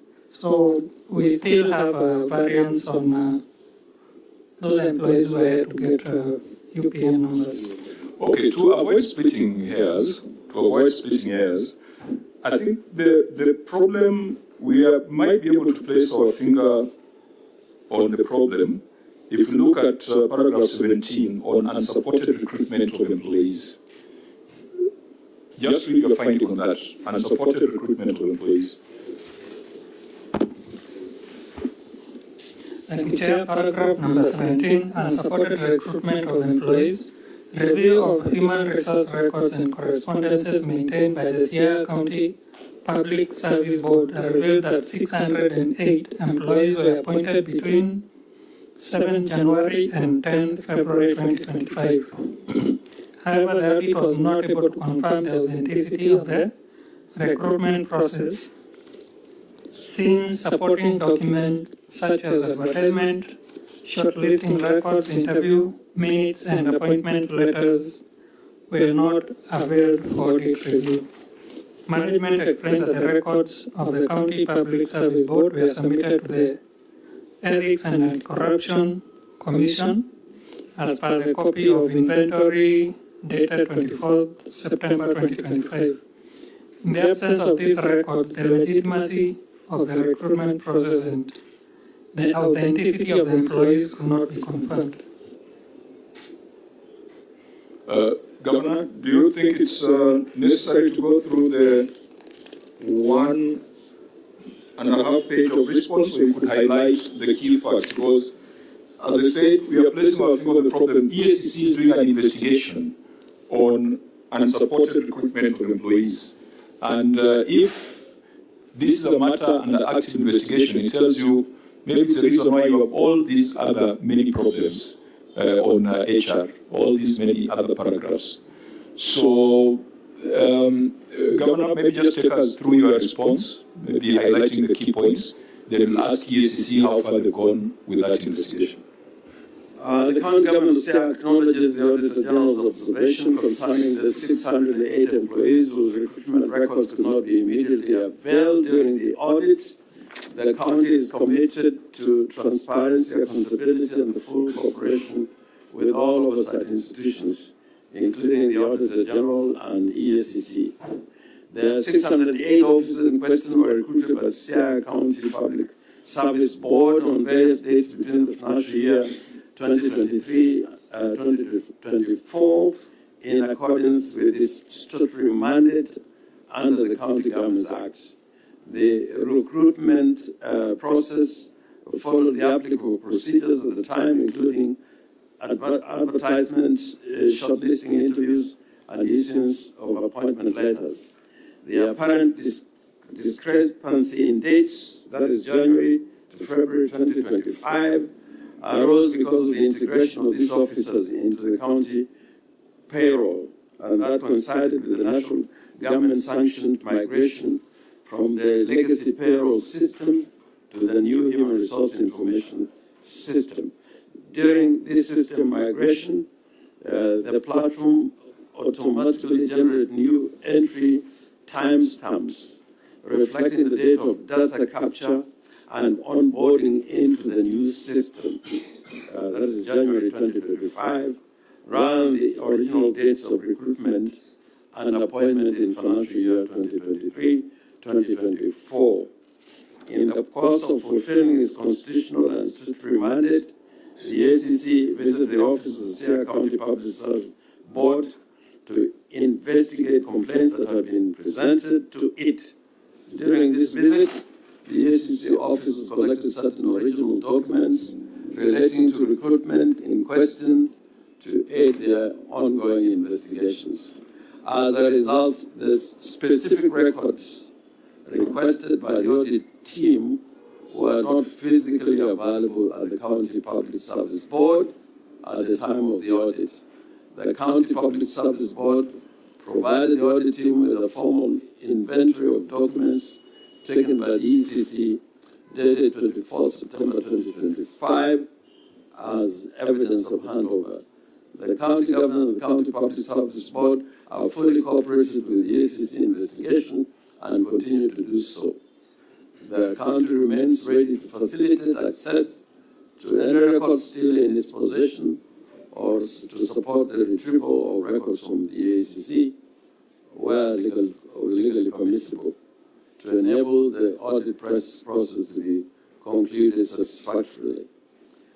The recruitment of 608 officers was undertaken by the County Public Service Board, which is legally mandated body responsible for the appointments in the County Public Service under Section 59 of the County Government Act. The board followed the prescribed procedures for recruitment, including public advertisement, vacancies, shortlisting of candidates, conduct of interviews, and issuance of appointment letters to successful candidates. In the absence of certain original records during the audit, was duly due to their lawful handover to the ECC for investigations. The files are currently with the ECC, and the Annexure 27 is an inventory of documents taken by the ECC dated 24 September 2025. And I just want to say, in summary, if this matter is kept in view and fully scrutinized, I think it can be resolved. By the way it looks at the moment, with the documents not being fully in the hands of the county, it not be easy for us to establish the audit query. But I can assure the committee that we are in the right side of the law insofar as these recruitments are concerned.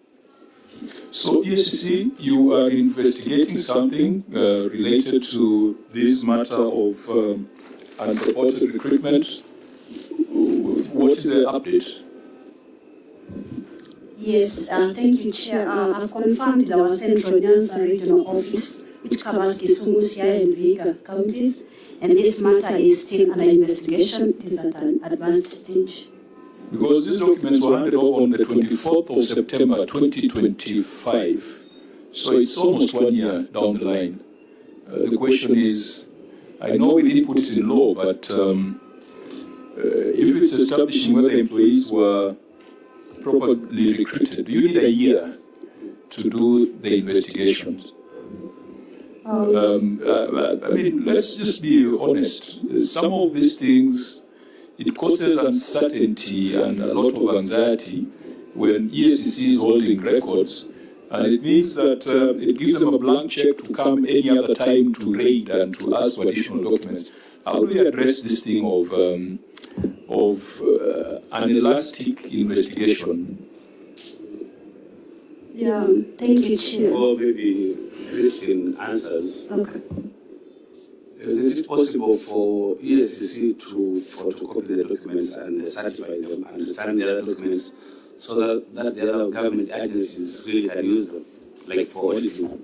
Because September 25th is about the time that auditing is going on. Maybe before ECC, Chair, this is under investigation. I think whether regularly or irregularly the 608 employees were employed is until after investigations have been done. So I can imagine if the ECC finds later that it was not regularly done, you might have to follow up this 608 to refund the money. So I think it is a dicey situation. But my only concern with ECC, which I agree with the Chair, is why is it taking long to conclude on this matter? And is it, when Kenyans and more people from Siaya, especially the 608 employees, we really want to know, because if you just say active investigation, is it a case analysis? Has the file been forwarded to ODP? We are not saying you disclose the ingredients of the case, but what stage? Is it case analysis? Is it forwarded to ODPP? So that you don't also, maybe, my thinking, some of these 608 employees could be critical, essential staff. So the fact that they remain uncertain, it means it will affect the service delivery to the people of CI. Yes, Thank you, Chair. I'll start by answering the question by Senator Maroma about the certification of documents. The advice that we normally give to entities before they hand over documents to EACC, they're supposed to do copies and retain their copy so that we don't stop statutory processes like the audit process.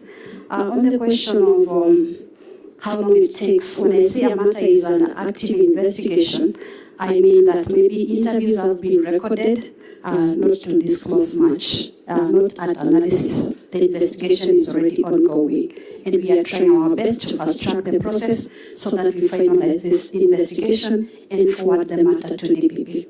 Thank you. Remember, we made a resolution to invite the EACC before this committee, and we resolved that it will not be a 1-hour presentation of a paper. We will sit with the EACC for a full day, and we'll go county by county to get an update on matters that the Senate has referred to them.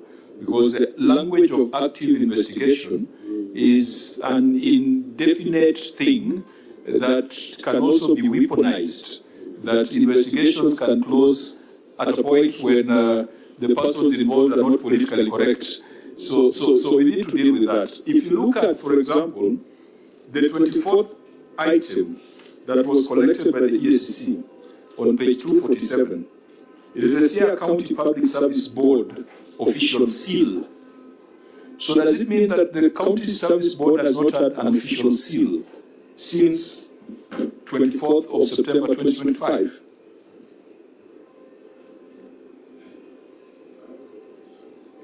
Can you give him the microphone?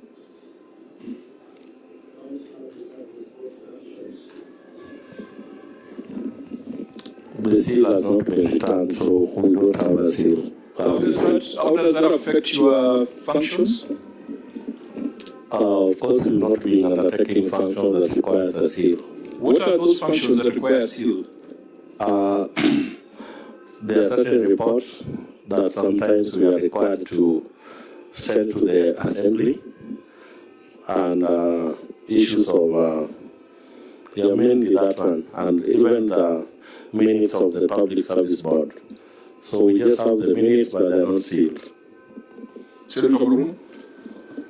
Yeah, Chair, I'm just following up on the response by Christine that they advise the entities to photocopy the documents before they cut them away. Auditors are able to use photocopy documents from the entities? I don't think so. Certified? No, not certified. They photocopy and certify. I think it is easier you photocopy or it's neater. EACC photocopies and certifies. They leave the original documents for the other entities. Yeah, not the other way around. That you entities now CI photocopy and remain the documents, then they go with the originals. I thought it is neater that you photocopy as EACC, you certify, cut away what you have certified, then leave the original documents with the entity. How will they do with the seal? How will they photocopy the seal? The seal. You know, it's a problem. It's without getting into the substance of the investigations, there is a problem here.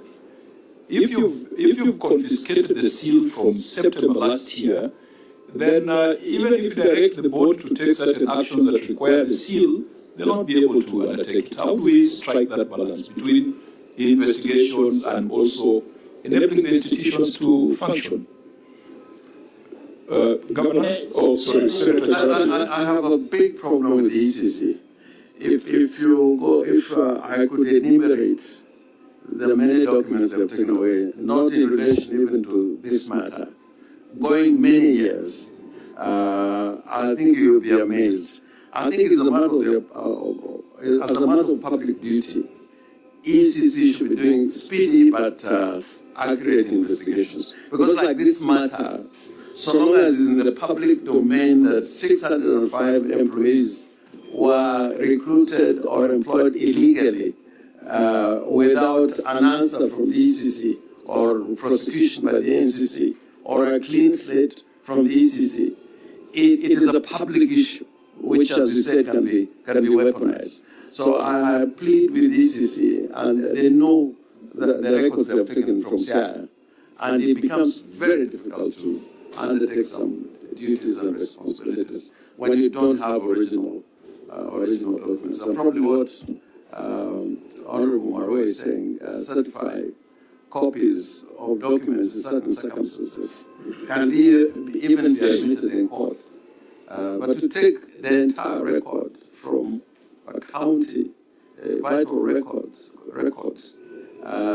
without accountability. I think in the public service law, protection and retention of documents of those who are responsible is provided in law.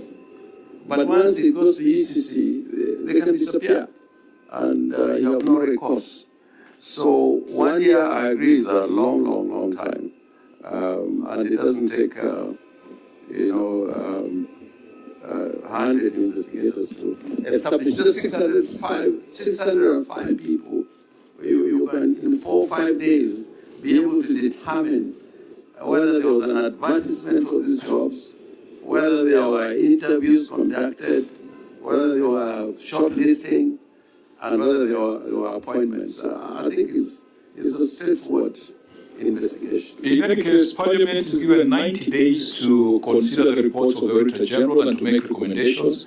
If Parliament can be given timelines, then I believe all institutions also need to be given timelines. Otherwise, we are going to affect operations in counties. Governor, out of 6 or 8 employees that are in question, how many are on contract? Because I can see in your advert they are supposed to have been given 3-year contract and 1 year has lapsed. So how many out of 6 or 8 that has been queried by the OAG was supposed to be under contract for 3 years? It is difficult to answer that question without those records. It's not an answer I can give off the cuff. I need to look at those records. Now, members, let's do a quick. So these HR issues then could indicate that as long as these investigations are ongoing and as long as the auditors don't have visibility of certain records, it will always remain an open audit issue. So please keep in view all this, and if you still don't have the records, if ESCC or the entity cannot agree on certification of copies, please raise it again in the next audit cycle. Now, so in HR, which is a regulated profession, we can see that there are issues. In legal, which is another regulated profession, the Auditor General tells us that there are weaknesses in the legal department, where 25 million was paid as legal fees to various firms, but the Auditor General says the county executive did not have a substantive county attorney during the year under review. Governor, has that been fixed? The county attorney is here. County attorney, please go on record. You are the evidence to resolve this matter. Can the county attorney be tabled? Chair, I confirm that I am the county attorney. My name is Valma Maumu. When were you appointed? I was appointed on 13th of May, 2026. 13th of May, 2026. That was not too far away. So, Auditor General, you confirm that it is a substantive appointment, compliant with, I hope those are not the records that the ESCC has. County Public Service Board, how did you recruit a county attorney when your seal is with the ESCC? Because this is a position that needs approval of the County Assembly. We appoint a panel. That panel must be approved by the Assembly. Yes, I just want to find out whether this requires a seal. The appointment of the county attorney is not done by the county public service board. So it does not require the seal of the public service board? It doesn't. Okay. There were also weaknesses in the internal audit function, where the Auditor General says that the number of employees were far below what is required in the staff establishment, and that the staff in there were not members of professional bodies. Governor, what is the status on that? I think the internal auditor is here. Can I lay our table? You can table the internal auditor. Yeah, thank you, Chair. It's true, we have a lean staff. The upstanding so that we're able to see you. Yeah, thank you. It's true, we have a lean staff. Sorry, my name is Jennifer Ogola, the Director Internal Audit, as well as Secretary to the Audit Committee. We have a few staff, as indicated by the external audit. But we've already done a request. We've shared the same with the governor, and the governor has directed the county secretary. Let me just stop you for the sake of time and go to the specific matter in the audit finding. Information from management indicated that the officers carrying out duties of the internal audit were employed as ward administrators and deployed to the unit, casting doubt on the effectiveness of the unit. Were you employed as a ward administrator? No, sir. I was employed as the Director Internal Audit. So were there secondments of ward administrators to the internal audit function? Yes, there was, but there has been resignation of the same. So you no longer have ward administrators as internal auditors? No, we don't. With effect from? I'm not so sure of the date, but he has been resignated. It was one person? Or it was it was one person. Did that ward administrator have any financial background or skills? Yeah, he has a part 1 of CPA and is an undergraduate in commerce. So Auditor General will keep this in view because this is a matter of extreme concern. Internal audit is an extremely important function that you just cannot get a ward administrator hired on completely different competencies coming into internal audit. I think someone introduced themselves as the chair of the audit committee, because you're the ones who provide some oversight to the internal audit function. Have you approved the charter for internal audit? Yes, Chair. I'm FCPA Zero, Chairman of the Audit Committee. I confirm the audit committee is now in place and we oversight the internal audit function. How many of the internal auditors are members of ISPAC or the Institute of Internal Auditors? So far we are two members who are... no, leave alone the board. Leave alone the board. There's a gazette notice on how it's to be constituted. I'm talking about the technical team, the internal auditors. Is there any of them who's a member of ISPAC or a member of the Institute of Internal Auditors? Yeah. Like the director is a qualified accountant and also a member of the internal audit. How many of them have that professional qualification? Because that's the query here. How many are accountants? In terms of the accountants, I don't have the exact numbers. I think the system will be able to communicate on that. But what I know, there's a shortage. We still don't have enough numbers, maybe as would be required for them to fully execute the internal audit function. FCPA, maybe we can learn from you. How do you interface with this report that you are considering as an audit committee of the county executive? Thank you, Chair. Actually, the requirement is, if you look at the PFM Act, the expectation is before the financial report is being submitted to the external auditors, it should pass through the internal audit then the audit committee is able to look at it. But that has not been happening. I think there's been evidence of that. It should, isn't it? You say it should pass through. Yes. So the question is, does it? Not yet, not at the moment, but we are trying to push for that to be happening.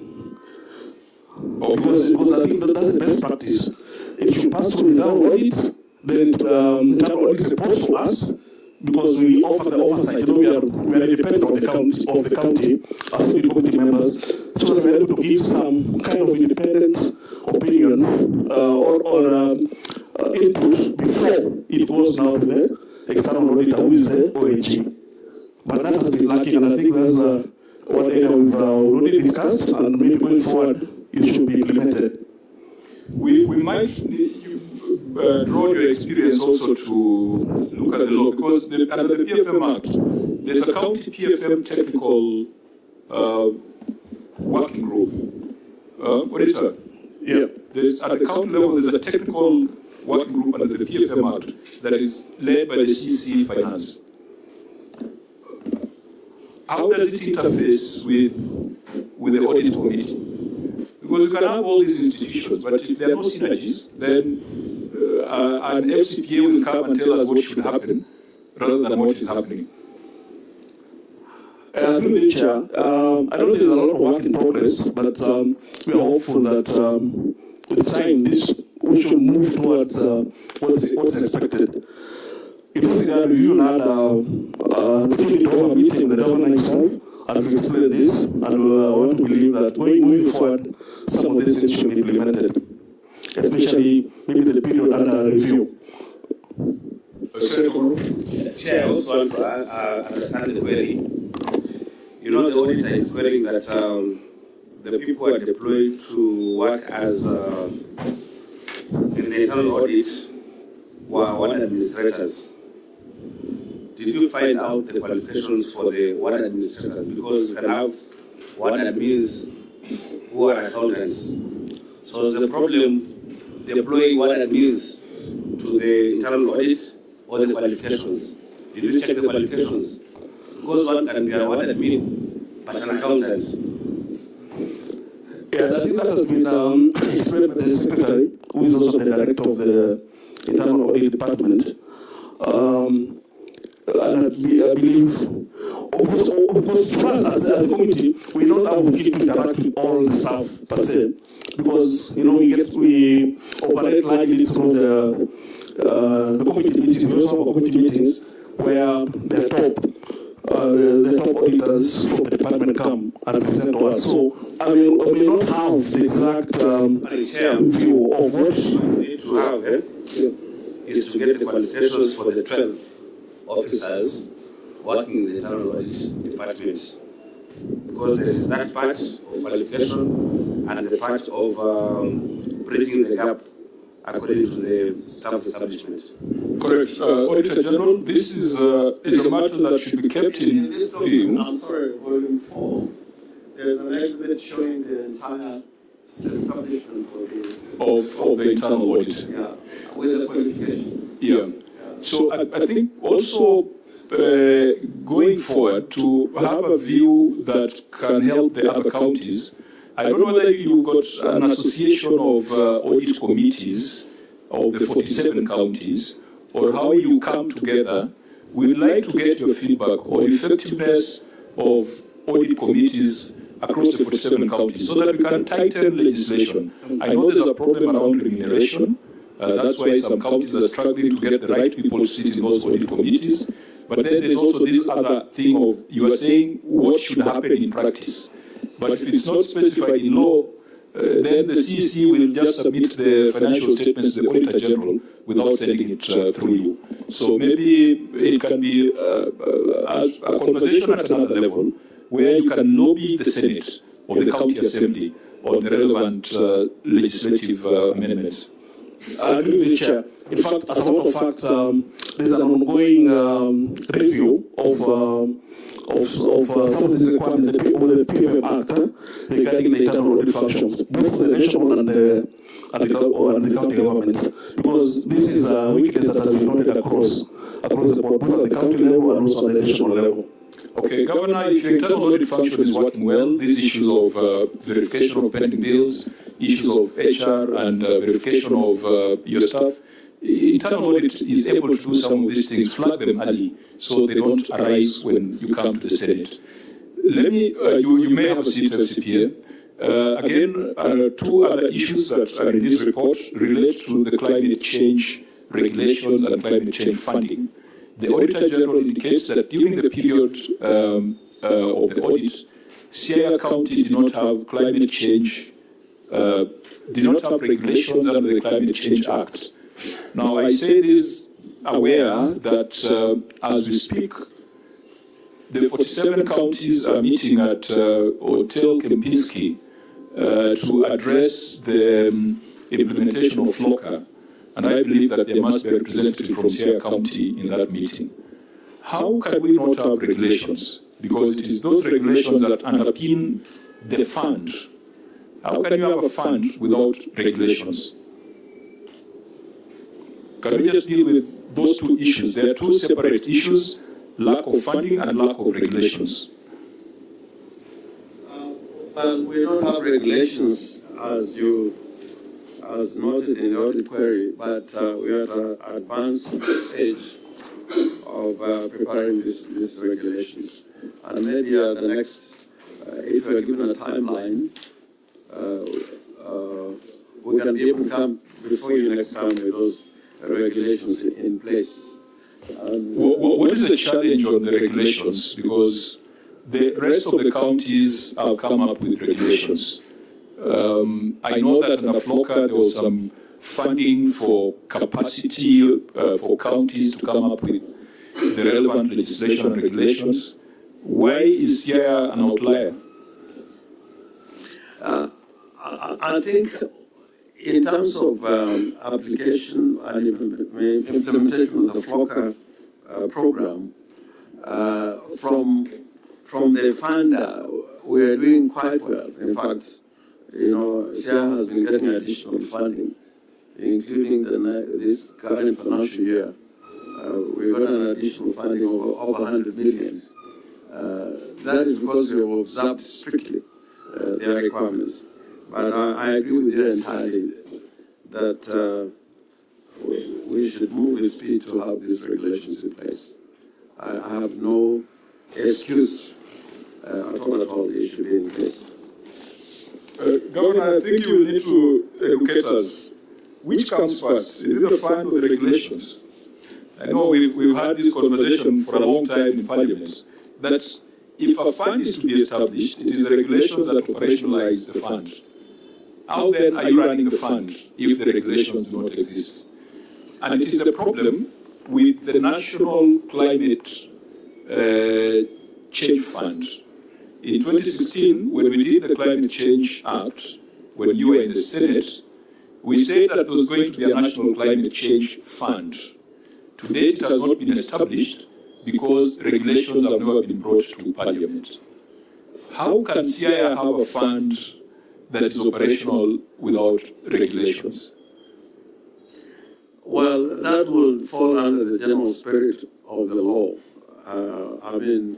The Public Finance Management Act and even derived from the Constitution, funds where there is no an existing fund like the climate fund, it will generally go to the CRF because that is what is established under the Constitution. But now we have a requirement by the funder that we must create a special purpose account in order to be able to, implement the project. So we have a fund or a special account, but that is on account of the funder, not on account of operations of the laws of Kenya. Obviously, even a fisherman like me knows that the spirit only comes in when the letter is unclear. The letter is that a fund is operationalized by regulations. And fund and SPA are different. The SPA is just an account, bank account. Or maybe we are asking the wrong question. Auditor General, was there a fund? Was there a fund? Yes, Chair, they do have a fund and we actually audit it. So there's a fund without regulations? Yes. CIL County Climate Change Fund. Yeah, Chair, because the act is already there. The CIL County Climate Change Act of 2021. Now we need to pin the seal on the sinner, because since 2021, the CEC member in charge of climate change was bequeathed to the responsibility of making the regulations, but he or she has not done that. No, there's a breach of the law. So to mitigate it, I don't know how we need to give some sanctions to that person who dropped the ball, the CEC in charge of climate change, so that can mitigate on the breach of the law. Yeah, so that was a regulation-making entity. It was the CEC in charge of climate change. But again, control of budget. How do you have a fund established without regulations? Okay, to make a note on that, I don't think whether the controller will approve any money, like the funds, without an act. So I think the act is there, yeah, but the regulations establishing the fund have not been done. She can't be able to authorize the money when the regulations are not there. So, Auditor General, can you confirm whether it is a SPA that they are calling a fund, or it is a real fund? Because a fund cannot exist without regulations. And if CI is doing that, then they are grossly in violation of the law. And as Senator Maruma says, we need to pin that on the offender. And we must also talk to the National Treasury, the Climate Change Directorate, and ask them why they are making disbursements to a county without a fund. Even though one of the issues here is that the disbursements from FLOCA did not come to the county, most likely it's because of non-provision of the regulations. Please keep this in view, Auditor General. You can do some depth and control of budget. Please find out whether it is true that a fund exists without regulations. There were a few other things we could have addressed, but we have only 1 minute to our stoppage time. The issues that we have not dealt with can be kept in view. County Assembly would be happy if you could share with us your adoption, the minutes or the Hansard for adoption, because I believe that when you table your report, there was some debate on the report, so that we can take into consideration your report, the debate by the members. It can influence or it can help us to come up with our own report on this particular matter. Mheshimiwa Kinyanyi, that's something you can, I think just providing the answer is something you can do almost immediately. Yes, can be done. Okay. But not today. Yeah, I'll make sure that reaches the office. Yeah, please. Maybe in 7 working days, your clerk can undertake to provide us with that evidence. While the meeting was progressing, I have a copy of a letter dated 28th of July 2026, addressed to the clerk of the Senate with the subject notification of the legal status of George Nyingiro in respect of county financial matters. The letter has been brought to my attention. I've been informed that it was received at the clerk's office yesterday, and it is being processed, and it will be directed to the relevant committee. Once the relevant committee sees of the matter, I believe the governor will probably get an opportunity to respond to the allegations that are in that letter. We were not able to go into the receipt of revenue statements. Perhaps, again, we'll ask the Auditor General to keep the issues raised in the receipt of revenue statement in view and report on them in the next audit cycle. I would wish that at this point we bring the meeting to a close, and I will ask the chair of the Public Accounts Committee, Siaya County Assembly, do you have any observation now that you have already considered these reports? Thank you, Chair. There are a few things that we talked about the advice on the SPAC. Siaya has got no shortage of SPAC. It's only that the posting, they are there but never been posted. I think that one the government can make a follow-up on that. These are recommendations that we had also the same with the auditor and many other things that have been discussed. If you can check on our recommendations, there are almost similar things. We need a better Siaya and not with a lot of complaints the way they are with the auditors. Thank you. Thank you, Chairman. Governor, your closing remarks. I want to thank the committee. It is always a pleasure to appear as an entity that does oversight of counties, and I think we are better placed in running our counties when these issues are discussed in this committee, recommendations given or directions given by the committee. So we will continue to work together with the Auditor General. I liked the Chair's observations about the internal audit, that many of the issues that come to the fore could actually be dealt with internally if that office is used effectively. So I look forward to the next appearance before the committee.